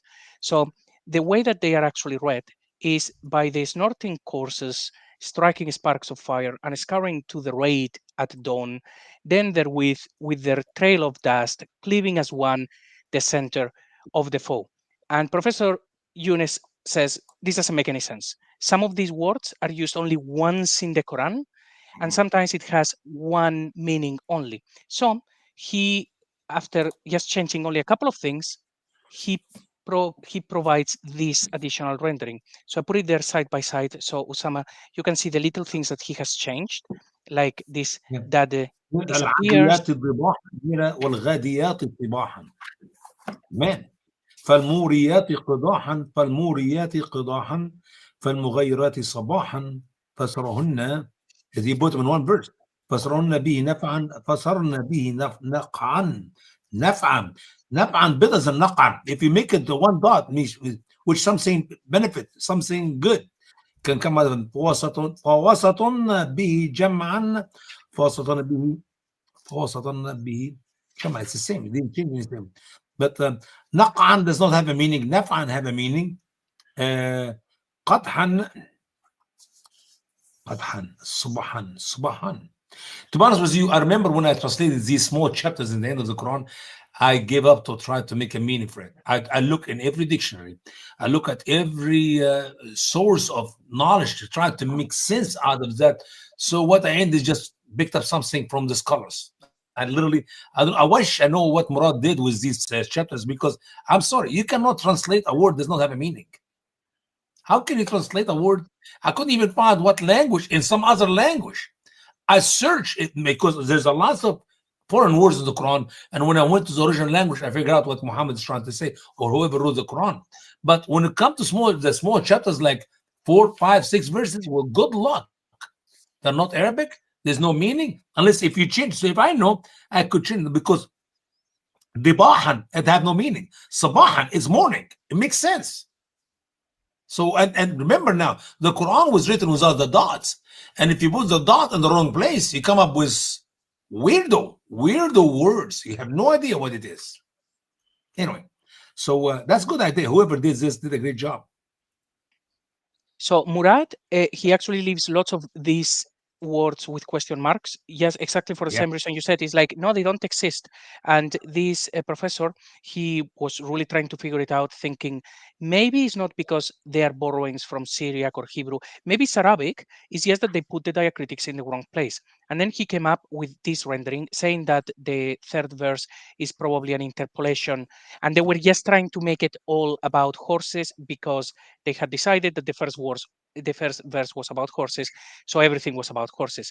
But once I actually read that from his final rendering, just look at how it sounds, just a bit. So, and those are feminine, so those women going out in the early morning and kindling a flame by which they, female, chose to render a good deed and extend it to the multitudes.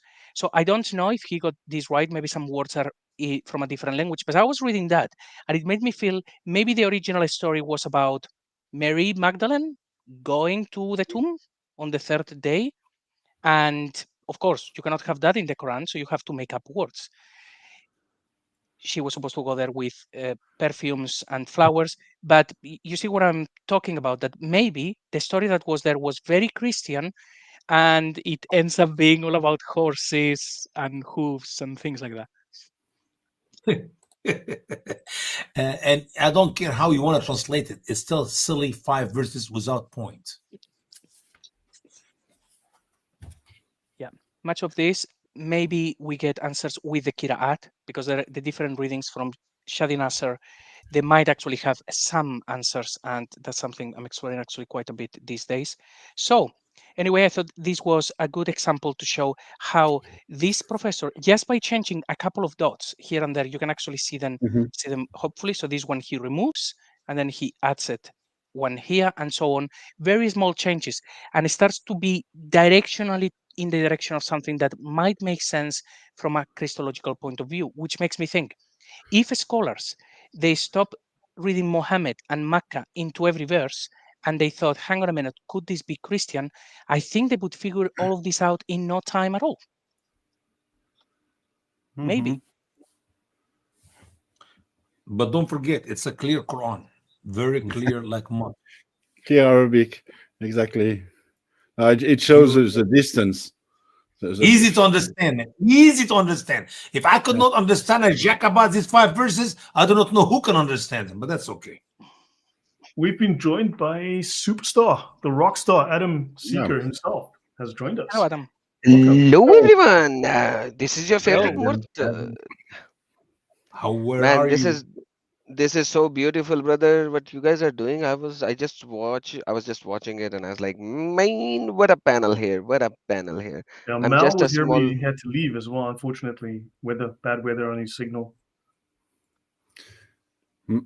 Okay, so No, should no, I we'll leave be- now? No, Okay, no, guys, no, no, like no. this panel doesn't like me at all, so you know. No. We're gonna extend the program for 2 more hours. Go ahead, Loretta. Alhamdulillah, I love it. I love it. You know, send the ham to the Allah because the dog of Allah is so hungry from the last 1400 Ham years. to Allah. Yeah. Which part of the ham? Any part of the ham. Allah loves ham, Mashallah. remember? Yep, I know. Yeah, man, I like his pipe. That's a real British part. No, I like it too. No, it's a French one.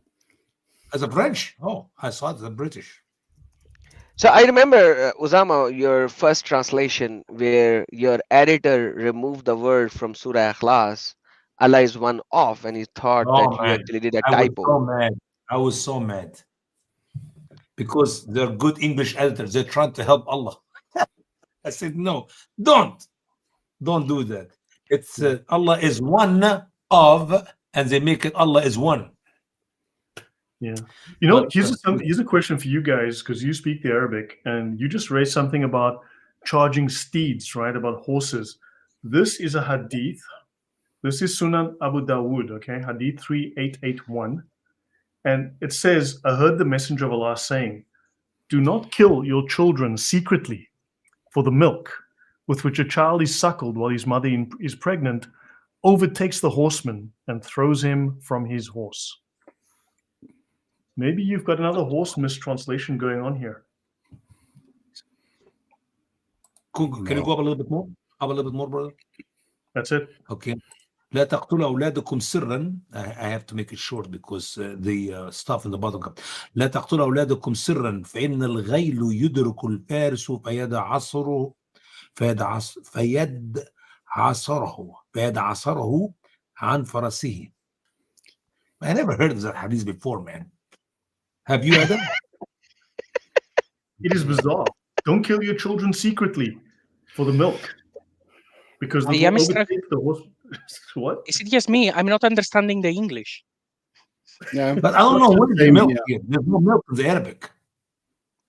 لا تقتلوا أولادكم سرا. Do not kill your children in secret. For food. That's it. There's no for milk. Where you got the milk from? And what about the Overtake horse? the milk with which the child suckled, which his mother. That does not fit the Arabic, man. Do me a favor. Copy the Arabic, and put it on Google Translation. No. Take the last sentence. The last sentence at the bottom. No. That is No. your hadith. No. The last sentence at the bottom. That's it. Copy this. Go ahead, put it in Google Translation. I don't know where you get milk, where you get horse. None of that is there. Let's see if Deeple can do it.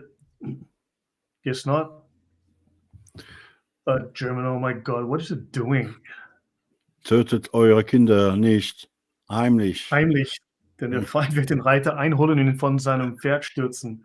I don't know Do why you it's see any doing. milk? Do you see any mother? Do you see any cow? Do you see English, anything?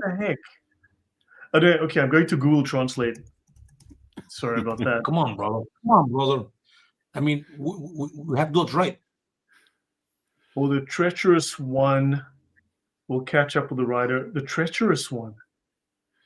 I mean, the hadith does not make sense in Arabic, but when you add milk and mothers and stuff, makes sense. That's Yeah, not in but the Arabic. it's just that there was the horse translation that JC just showed. Could this be something to do with horses or something else that was mistranslated? No, the word al-ghayl, not al-khayl. Al-khayl means a horse. Al-ghayl, not horse. They're different words. Alif lam kha yeh lam is horse. Alif lam ghain yeh lam. I do not know what al-ghayl even is. I mean, this is bizarre. So could there be mistranslations in the Arabic as well? I mean, this is very strange. Okay, is so the anger. let me say something.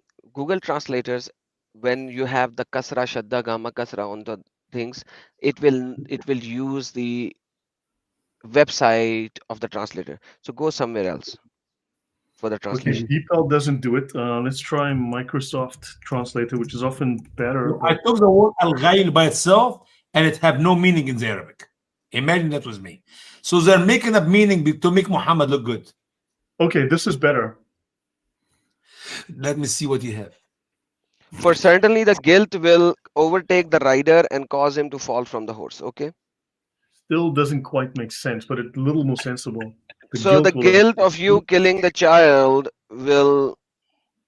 But al-ghayl, not the guilt. That's a different word. فإن الغيل does not have a meaning. There's no meaning for the word. Let me take it. Just a minute. Let me take it to the Google, to the what do you call this? Should I email you this? I'll take it to the dictionary. It's just that when you brought up this charging steeds, I just thought of horses, and I just thought maybe there's a link here, something related. Here is العربي اللغوي, and I'm going to enter the word al-ghayl, and I give you the meaning of that word from their own dictionaries. Al-ghayl, that's the milk of the woman, the pregnant woman.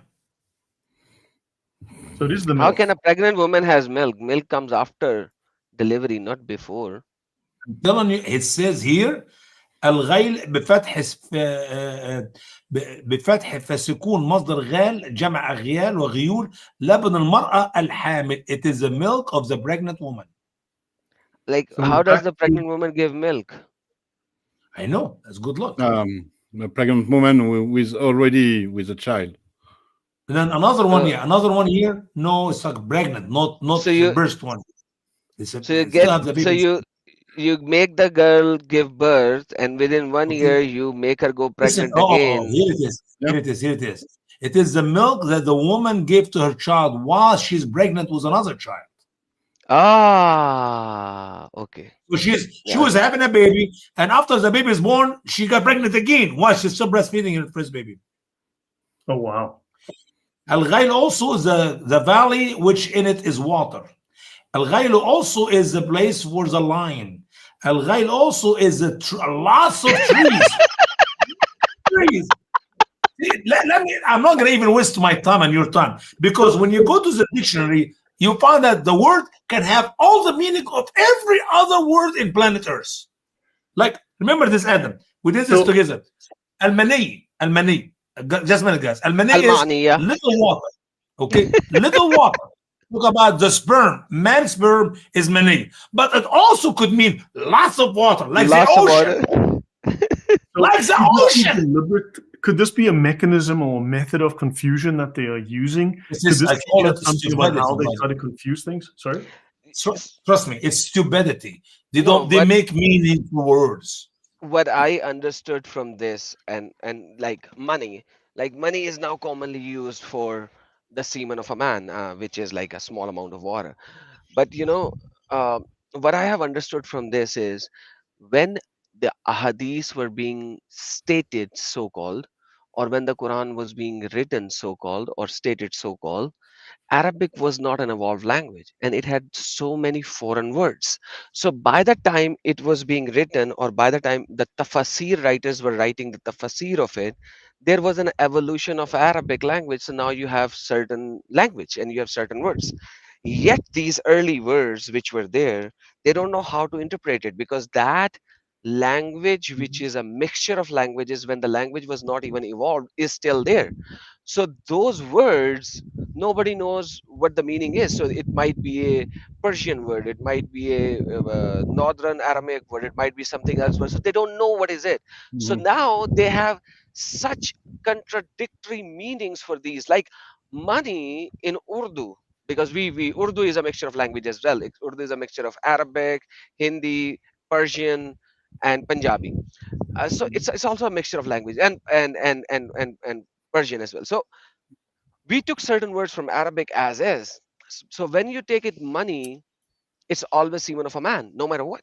No matter what. That's it. That's game over. We took a derived meaning, which is the most common meaning. But if you go into the Arabic Lasan, you have such stupid meanings. If mani is water of the man, how does woman have mani? Not in Urdu, but in Arabic, female does have money. Only in Islam. Women in planet Earth do not have a fluid come out of her, which causes the baby. We will not find shed, not find shed. The mix between the two fluids. The whole thing is a comedy. But brother, you need to understand that from the perspective of a 7th century caravan robber. From his perspective, the water that provides what do you call it? Reduce to help the sexual activity. The gel thing, kind of a thing, whatever you may like call it, like the greasing of that area, so that you will be able to do the action.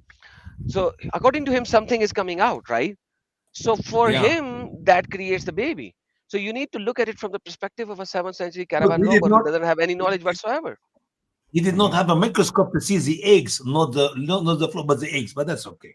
But he doesn't even know. He doesn't even know that Allah knows everything, Adam Seeker. Dude, you and I both know that this is not written by God, right?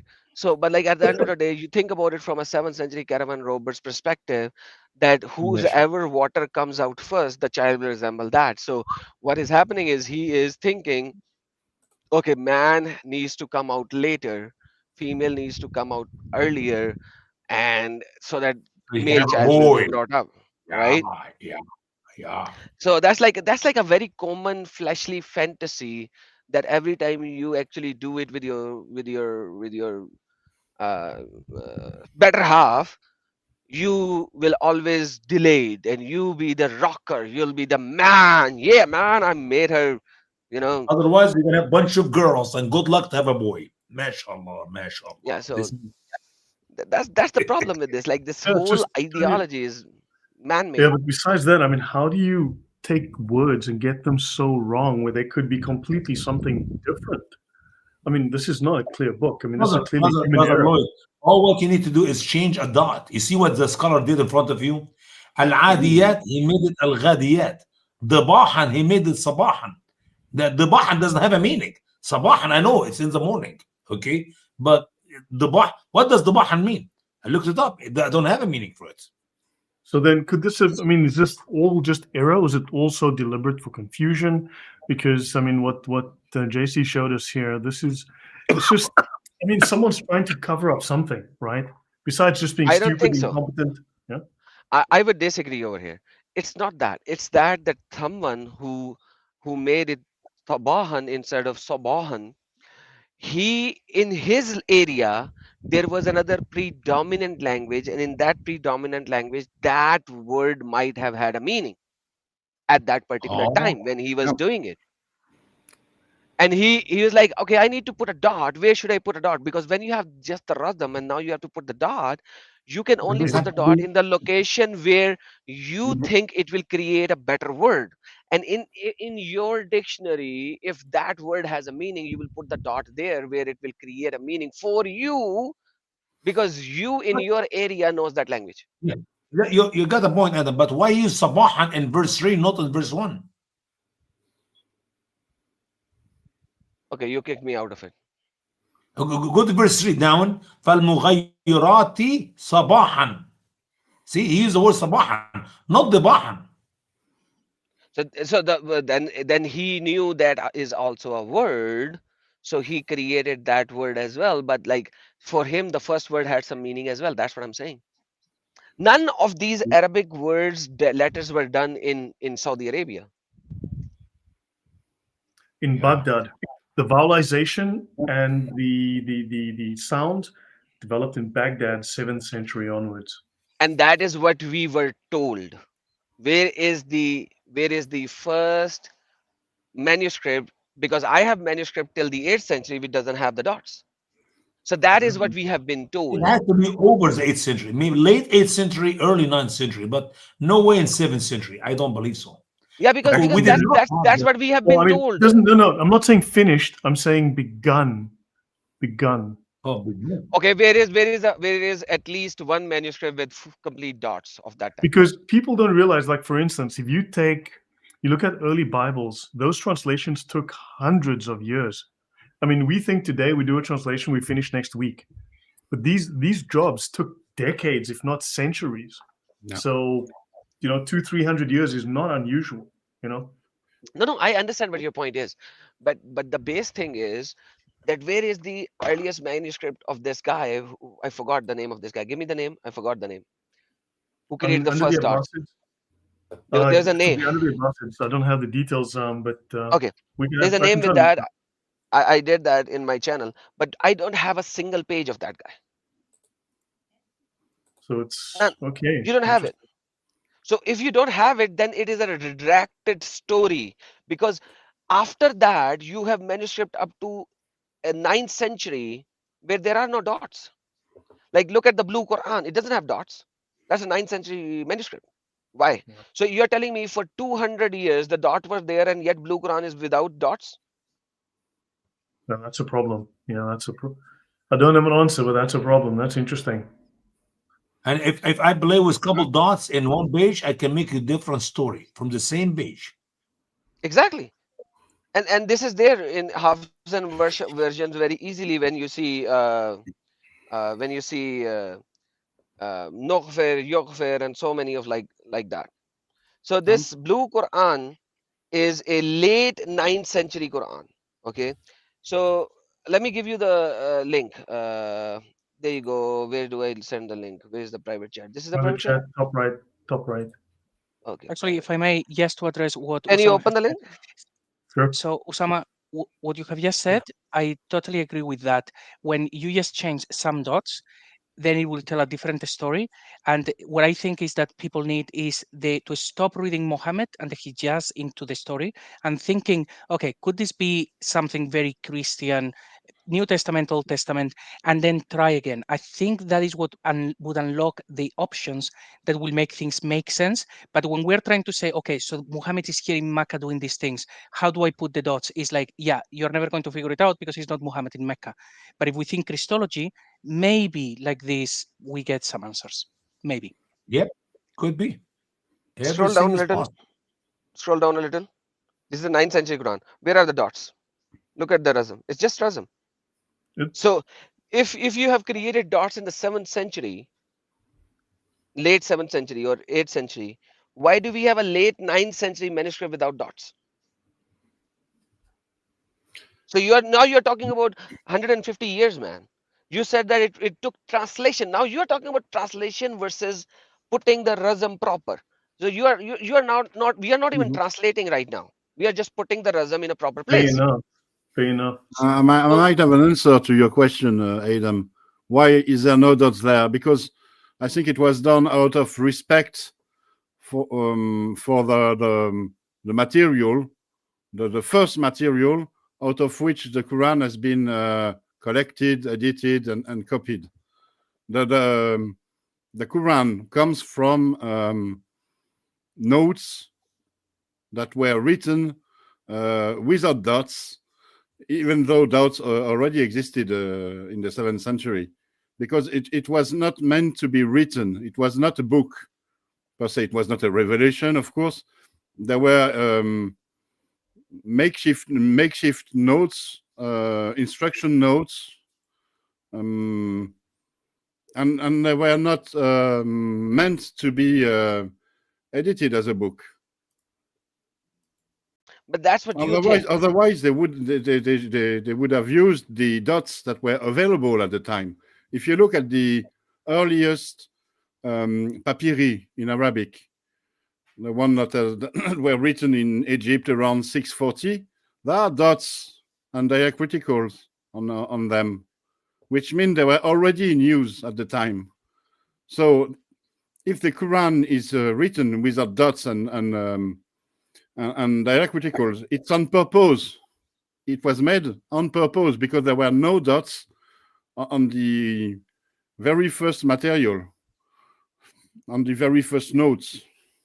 And why is that? My opinion, my hypothesis is that these notes were not written in order to be collected Could be this was the original language, so they wanted to stay pure. Who knows? That could. No. What is the original language? It's the same thing when you're a student and you take notes from your teacher and you do it in a very quick way. Yeah. You see, let me notes they were not meant to be read by anyone else than the one who wrote them. They were personal notes, private notes. Okay. No, brother, that's what's written here. If you don't mind, quickly here, can you go up a little bit? Yeah, Usama, read this. This is the beautiful part. I like. Ibn Abbas said, that's good, brother.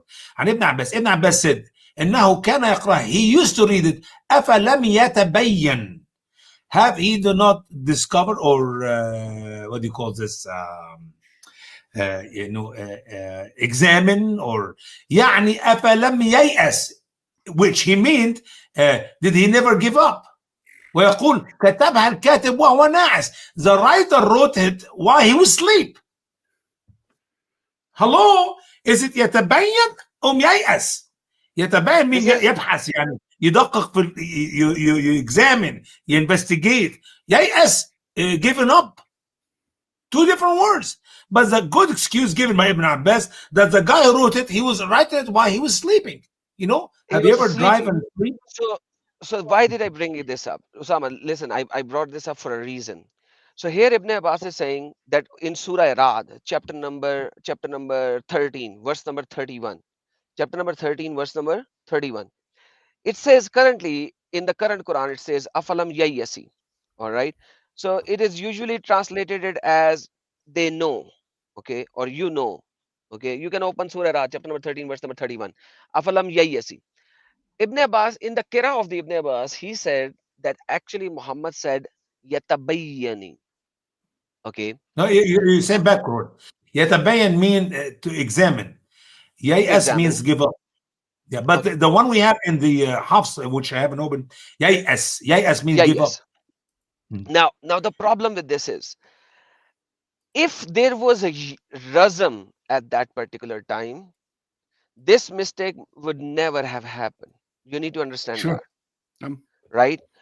We know that in that time, Alif had always missing. Not always, 90% of the time Alif is missing. So if you remove Alif from Yayyasi, and then you just write it without the dots, that is very easy to be confused about. Oh my word! You're bringing a chaos. No, I'm bringing what it is. Like, read it from the I know. Arabic. Forget the words, and remember, alif, removing alif, adding does not even matter, because at that time alif was not considered the main alphabet, as we know. Yatabayyan, without the diacritical mark, without the diacritical marks, and without the dots, this thing can be confused very easily. Yeah. So you cannot. So Mr. French was saying, Odon was saying that they had the dots. No, they never had the dots. They never had the dots in Arabia. We have evidence This that is the they evidence were of there. it. This is the evidence. They had the dots in the northern script, which is near the Syria, near the Syriac Arabic. So Syriac Arabic had dots in those area, not in the southern Arabic. Muhammad was in the southern side of the Arabic, no dots whatsoever. And this is not a time when you have trains where you can move out and go there where they have dots and everything. They didn't have trains or cars or anything. They were in the desert where multiple languages were evolving right now to make it more of an Arabic right now. And that is the evidence that Ibn Abbas saying, because that the Muslims are giving the evidence by themselves. So have a look, yes, Adam. Have a look at those papyri. You will see that there are some dots. Sure. What if they already knew these things and didn't have to put the vowelizations in? What if these were familiar passages? So that was unnecessary at that point for that reason. You can't, brother. 6,000 verses in the Quran. The word it's like a special rabbinic class who knew the stuff, special class of scholars or something. You cannot.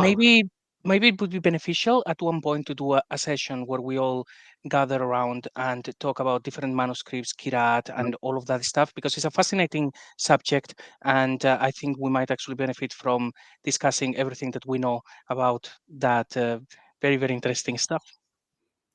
So let me show you something. Is my paintbrush there? Can you see that on the screen?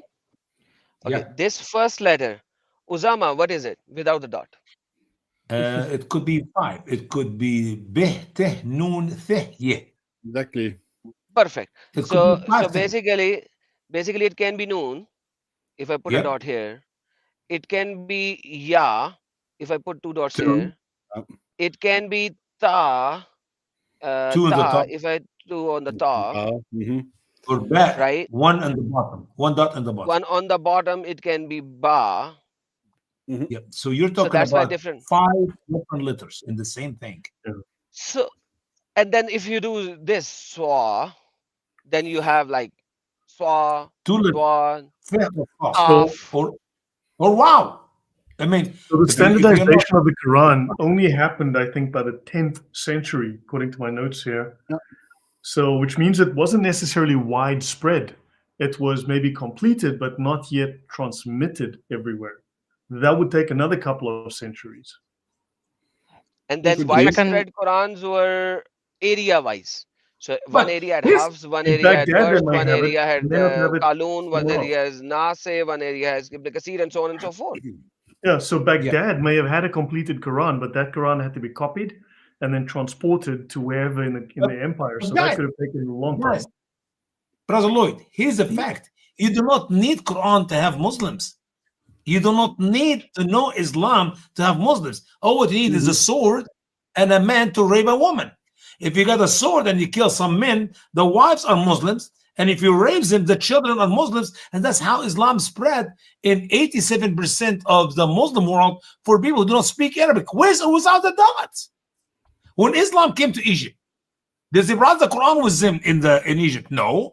Did they translate the Quran in the Coptic language? No. Did any of the Egyptian who were converted to Islam know jack about Islam? No. How did Egyptian become Muslim? They kill the men, they rape the women. And that's exactly what you said. That is a great evidence that Islam did not spread with proven evidence. or miracles or signs or something. Islam spread with a sword and private parts of men. Period. And another thing, it spread with the idea that the first Muslim had, the first believers, that they were God's chosen people. This is very important, that they were God's deputies on earth. And in order to believe that you are chosen by God, you don't need a Quran. You just need someone to tell you you are a God's chosen people. You can go on and plunder and take slaves and rape. But with all respect, brother, if you are a true Muslim, you need to know that until you die, you have no clue if Allah chooses you or not. You may be the best Muslim man you can imagine. You did all the pillars of Islam. You visited Mecca. You do prayer and everything. You fast Ramadan, everything. You do everything in Islam. And Allah did not choose you, and you're going to go to hell. No, that's not what I was referring to. I was referring to the idea that Muslims are above the rest of humanity. And this is it is at the core of Islam. Islam posits that God has chosen Muslim to dominate the world. Yeah, I see a point. Well, here's some dots. Lots of dots. So this is the Syriac Arabic manuscript of the Bible Codex 152. This codex is attributed to be earliest carbon dating to be 800 and 900 CE. Okay, 900 CE. Yeah. Now here you can see dots. Yeah. You see Yaso over here. Let me just highlight certain things. Let me just show you. Here it says Yaso. It has 2 dots underneath it. Yeah. Very easy to read. Okay. This Yes, is why yes, why this is very important, because this is the first Arabic manuscript of the Bible where Muslims entered the word Allah in it. Before this manuscript, you will never find the word Allah in the Arabic translation of the Bible. That is why this manuscript is very important. That is where they first tried to introduce Allah in the Bible. And that is why this is very important for me. And that is why I have kept this. You need to understand that Allah was introduced in the biblical translation because Muslims have now invaded the Arab area of the Muslims. Egypt is now under their control. Now they are done fighting and sword, and the people that they can convert with sword, they have already done that. Now they are influencing the Arabic Bible there so that they can have an argument with them from the Bible. And that was the dumbest thing the Christian allowed the Muslims to get involved in our translation. We should always keep it Ar-Rabb al-Ilah, not Allah. And that was what it was before it. They actually started Allah in Genesis. The word Ar-Rabb al-Ilah, it still exists in the Arabic Bible in Genesis few times and then disappeared. Yeah. And even if you see the different Arabic translation that I have, like John Dyack translation to the latest Arabic translation, the Allah word is increasing. Like in the John Dyack translation, in the first chapter, the Allah is being mentioned only 27 or 26 times, if I'm not mistaken. The latest one has 30 times. And you know what, Adam? You know what make me even sicker than that? If you look at the modern English Arabic translation of the Bible, you don't see Jesus the Son of God, but you see Jesus the Messenger of God. Rasulullah wa laysa ibn Allah. And they call Isa. You call him Isa, not Yeshua. Yeah, yes, the latest Arabic translation has the word Isa inside of Yeshua. So this is how they are deceiving the Arab nation and moving them slowly out of the base of it. And the Arabic translation is now the most deceptive translation ever. Like even if you see the older Arabic translation, Sama Yahweh was there as in Arabic Yahweh. Now it is not over there. It says Al-Rab. So they have changed Yahweh to Al-Rab. You can go to BibleHub.com and open the 2 Arabic translation of Deuteronomy chapter number 6, verse number 5, if I'm not mistaken. The Sama.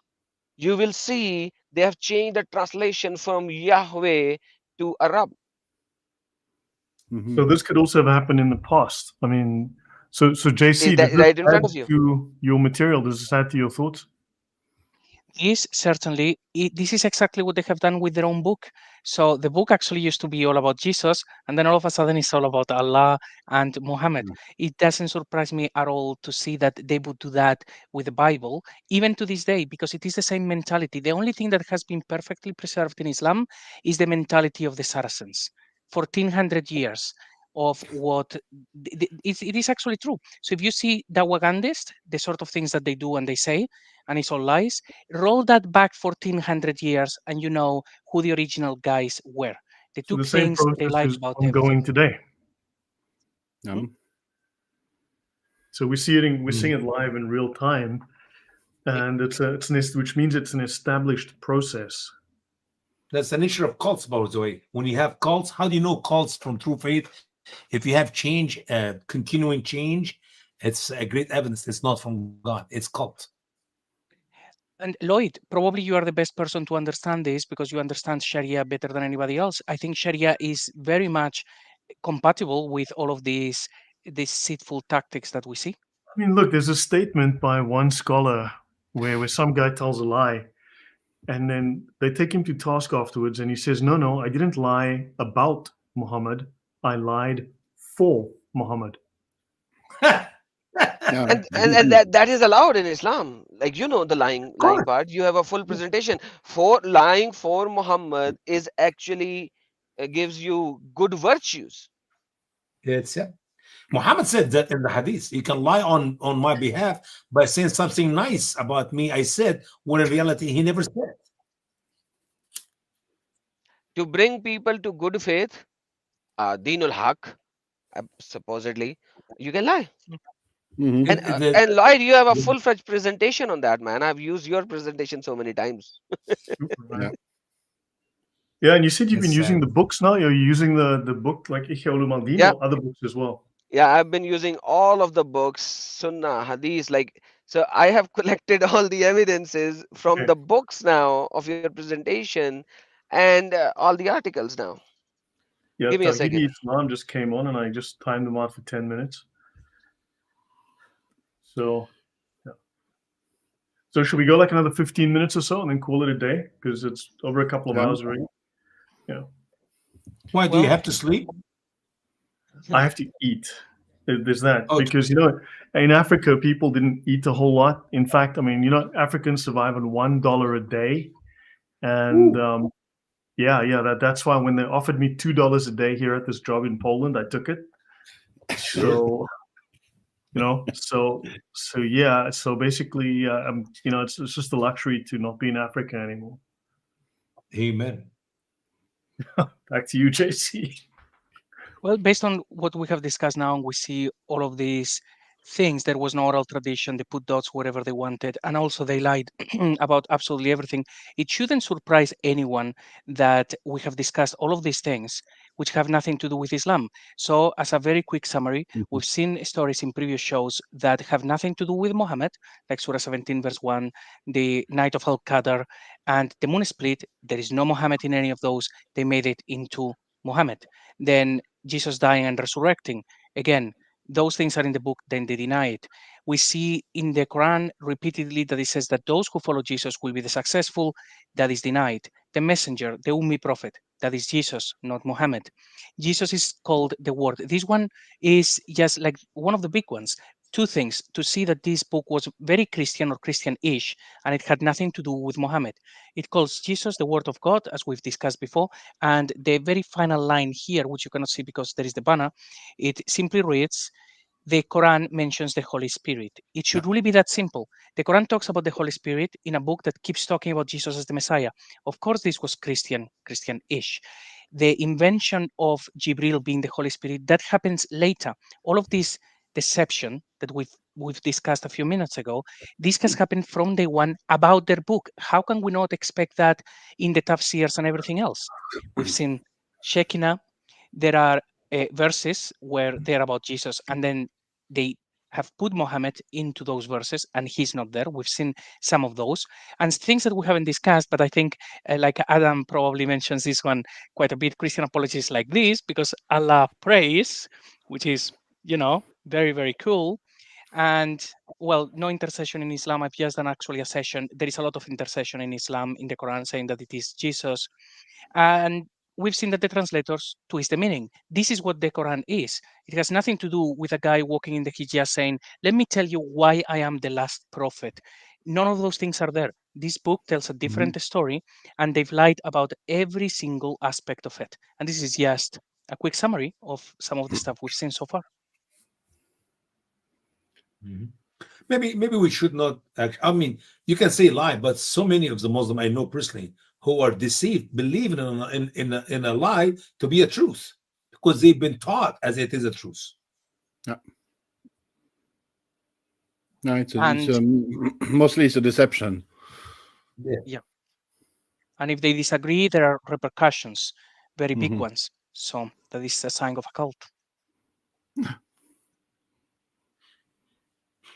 It's technically the term is a totalism.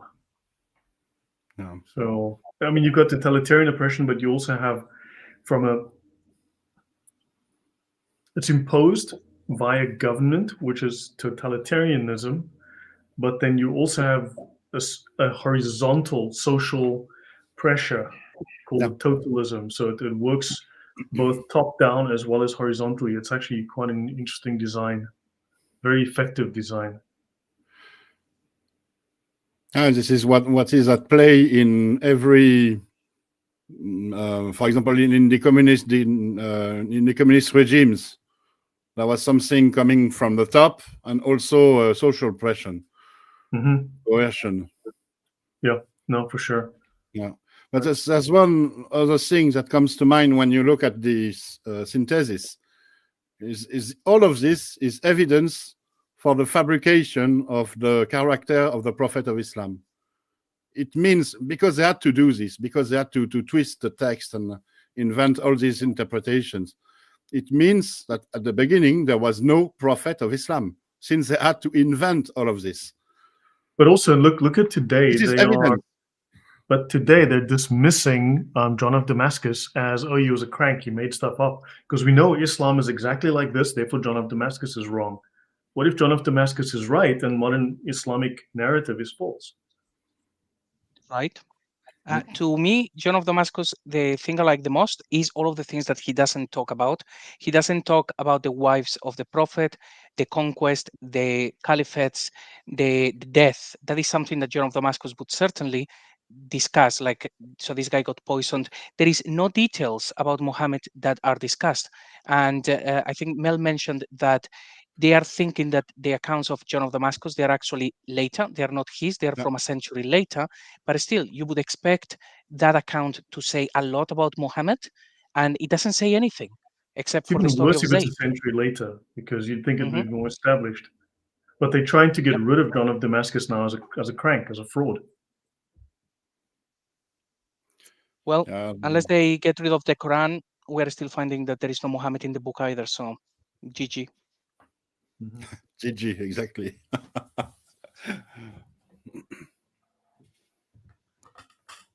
Yeah, so was that the end of your presentation, JJ, for today? Yeah. This is just the summary of most of the things that we've discussed so far, and of course adding that one there because I thought that some people will like it because we know there are problems, and in a Trinitarian sense you can make sense of these things. Hopefully soon we will have more stuff, including proving that there is no Houris in the Quran, there is no virgins in paradise according to the Quran. So we know the Quran wasn't quite written as well. We know that the Quran wasn't in consistent form at that time in history.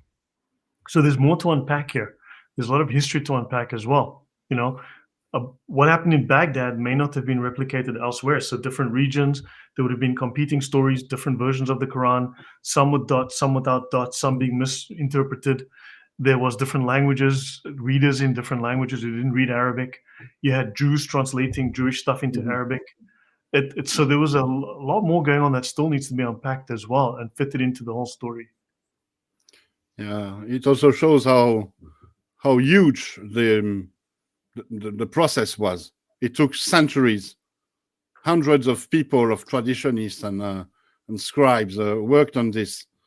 So it's complex, and this is why it's for some people, it's too big a discovery to understand. No, but I think we're unpacking it piece by piece. I mean, piece by piece, we're working this out. Piece by we're working our way, and I think we are on the right track. Yeah, and fortunately, it's not. It's like using a sledgehammer, because we're not finding a little word that actually doesn't make sense. This is like every single verse. We are not going with a magnifying glass and seeing if we find a problem. The whole book is like this. It's not even that difficult. That's why I think when Usama, now that he is seeing that they're hiding Jesus in lots of verses, and hopefully Adam, now when you read the Quran and you remove Mohammed from the book and read it again, there is going to be so much that you will realize, oh my goodness me, this was always Jesus. It's going to be incredible. I look forward to seeing what things you notice, because we need Arabic speakers to read this. So yes, you're absolutely right, brother. It is Jesus, but it is a confusion. It is Jesus where I see him as one of the triune God, or Jesus who is not the Son of God. So it's like, I don't know who is writing this. Does he know what he's talking about? That's the thing. That's the thing I was pointing at the beginning of the stream. When we uncover that this is about Jesus, but which Jesus? Is it the Christianity's Jesus, Orthodox Christianity's Jesus, or sectarian Jesus from? But there seems to be at least 3 different variants from different heretics, right? Different heresies, 3 to 4 versions from different heresies. And there is another difficulty within the text, that the text is not coherent, it's not homogeneous. Some verses, I think, some verses were written in different contexts. But when we were looking at the Surah 9, for example, I believe Surah 9 was written, most of Surah 9 was written way after the bulk of the Quran. They look at the end. Yeah, they look like it's the end. Yeah, and the context changed. The became more violent, more savage. Yeah, and maybe there were some enmity within the believers. Some of them started to fight against others. It's the beginning of the fitna, actually. That makes sense. Look, if you look, I can't remember the name of the scholar offhand now. I'll try and find it. But if you look at the Church of the Kathisma in Jerusalem, 4th century, it was trashed and destroyed. But at one time, it was a church that had a prayer niche for the Muslims, and had space for the Jews as well as space for the Christians, if I recall.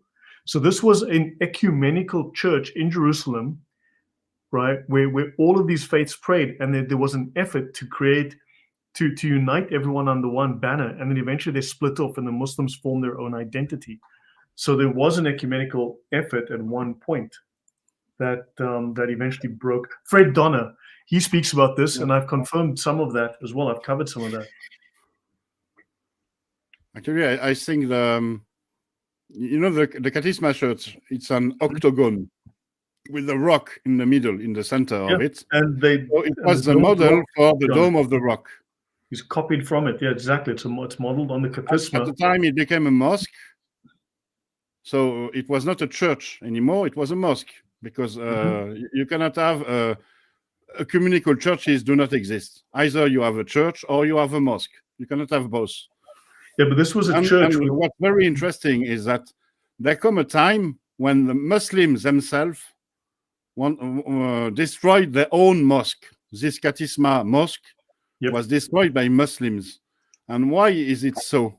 I think it's because this church looked like the Dome of the Rock. And the Dome of the Rock is clearly modeled on it. It's modeled on it. And there come as Islam's narrative grew and was fabricated, there was a time when the Dome of the Rock became the reason for the Dome of the Rock that was invented was that it was made to commemorate the night journey of Mohamed.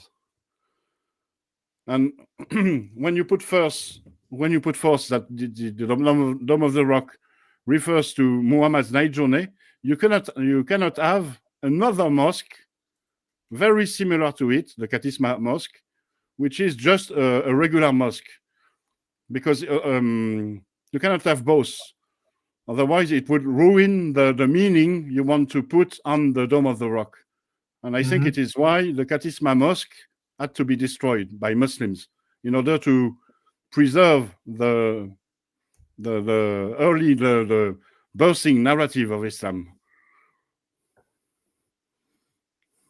No, fair enough. Fair enough. Yes, so I guess we can call it a night here. Final words, anyone? Yeah, as soon as I came, you're running away. You came over an hour ago. Really? It's Yeshua already been an hour. Azim. Akbarul Azim, God bless you, man. You now know it, man. You know it. You got it. You know what, Adam, when we start the program, me and Lloyd in our show, especially in our show, after we hear this countdown, and I say, ladies and habibis. See, isn't it a good one? See, It is very good. now you remember it, you know? Absolutely. Anyway, It was that is very, good. I very appreciate this interesting. crowd here. Good to be with you guys. It's the best 2 hour and whatever, 50 minutes. What we don't know. 2 hour and 10 Well, minutes. it's That's how 15 much- minutes, yeah. Yep. Thank No, you that's so much great. for sharing with you and learning from you guys. And God bless you all. And maybe we need to make Adam Seeker come earlier next time. What's wrong with that Yeah. guy? I just saw it online and I was like, man, I was supposed to go there on Thursday. No, I You texted Did, you on did anything WhatsApp, happen on Adam. Thursday? I did send you a message. Did something happen on Thursday? No, but I couldn't get hold of you, so we pushed it back. I couldn't reach you. I don't know if you WhatsApp or Man. whatever, but I did. Oh, did that try is to- gone, long gone, man. You have Oh. Skype, throw it on Skype. Oh, Teams, you mean? Okay, Teams. Yeah, Fine. now the teams, yeah. Yeah. Him. Okay, not WhatsApp. Okay, cool. I will delete that. Okay then. God So bless guys, you yeah, all. It's been fascinating, Good JC. I teaching. mean, this. I think we all agree, right, that this does seem to be talking about Jesus, and there's a lot of funny business going on here. But it's confused Jesus, by the way. Once again, not the real Jesus of the Bible. Yeah, It's let me another God. let me say something over here. Let me say something over here. Sure. It might look like it is talking about Jesus, but in the Quran you do not have a single time mention of Christians. Why? Quran never talks about Christians. Why? Hello? Why is I everybody didn't quiet? agree with you, Adam. I think the Quran talks a lot about Christians. No, but it never. Tell me a single time Quran mentions Christians. Give me one single verse where Quran mentions The Christians. Nazarenes. Every time Nazarenes are the not Quran Christians. mentions mushrikun or the shirk, Mhm. it's about Christians. No, how can you say that? Oh. Okay, can you give me the word Christian in the Quran once? You mean Masih? Of course. That's what Masihiyin. Masihi. Yeah, Because Quran never mentioned. Yeah, pardon that's my Christian. That's Arabic. Christos. Pardon my Arabic. It's not as good as yours. No, there is one mention of Al-Injil, which could refer to Christians. Injil. Could But refer, Could be. but Could be. I actually- agree with that. You're right. Aidan, Injil. so Ahlul Injil, allow the me to keeper of Injil. rephrase what you were speaking about. It's not that the Quran does not speak of Christian. It's that the Islamic narrative, the Islamic interpretation of the Quran does not speak of Christian. It speaks of No. Nasara, but Nasara are not Christians. That's But not if you look at interpretation. the Quran literally, I think, and I'm convinced that the mushrikun are Christians. Okay, Mr. By nature, Mr. because the Muslimun No, who made no. Jesus, he's been wrong one. Okay, reason. hold on. Odon. Let's go back. Yeah. Let's go back. You said Quranic Islamic interpretation. No, I'm not talking about Islamic interpretation. Islamic interpretation talks about Christians. I'm Yeah, saying the Nasara. words of the Quran talks about Nasara, not Masihi. Yeah, I agree. Nasara could be the people from could be the people from Nazareth. Okay, so can I say everybody from the Hindustan are Hindus? No, there are Sikhs But- there, there are even- Christians but there, even there are those so other- many people Uh, there. But Aidan, Adam, that's not true you- either. Because Nasriyin, not Nasara. The word Nasara Exactly. is used in the Quran for those who help it. Who says, man hum Ansari? Who this will help me? Ansar and Nasara have nothing to do with Nasriyin. Nasriyin, Okay, the people who perfect. came from the city of Nazareth. So, Okay. So there is no. So So let's there have is. that discussion next time, because we're going to be a Quran whole is- week talking about Yeah. this. It's So too big a actually, let me discussion for let me now. let me give me my moral of the story, and then we can actually keep it for the next time. But my moral of the story is that Quran is talking about some heretical cult, not Christians, and I can prove that. Agreed. So we can have it I next mean, time. there's certainly that. There's clearly heretical Christians in there. That's I think clear. Cult. We can't call them Christians. Heretical cult of Christianity. yeah. Yeah, Okay. maybe I fine. concur. think okay. I Well, think I think Adam, we really need to Yes, let yes. Lloyd go and have some food. If people I- actually I- want to Lloyd, continue you speaking, can't fast for a wrap it up. night. Come on, Lloyd. if seeing as actually people are we're still actually now pretty much getting into the conversation, if anyone wants to continue this on another platform, so Okay. I'm game, just let me know. You Otherwise game? we Okay. Do will you want to come to my next time. channel Yep, I can come to right your after this channel. live stream? Odin, are Sounds you like up? a good Usama, are plan. you up? I'll see if I can join you guys, but I gotta give it. I've got to go and do some, family Okay, stuff. Usama, Lloyd, and Usama and Odin and brother. You wanna come to my channel? Should I open one? Yep, Open let's one, man. go there. Open Why one. not? I You don't want? think so. Open it. All right. Okay, give me 10 minutes. I'm opening I'll one. see if I can Let's join you. let's talk Okay. about this. Send me the All link. right. Guys. Thanks everyone. Send me the link, Good night. man. Yeah. Bye-bye. Enjoy All your right. dinner. Bye bye. Good Bye-bye. night, everybody. God bless. God bless you all. Bye bye. Bye-bye.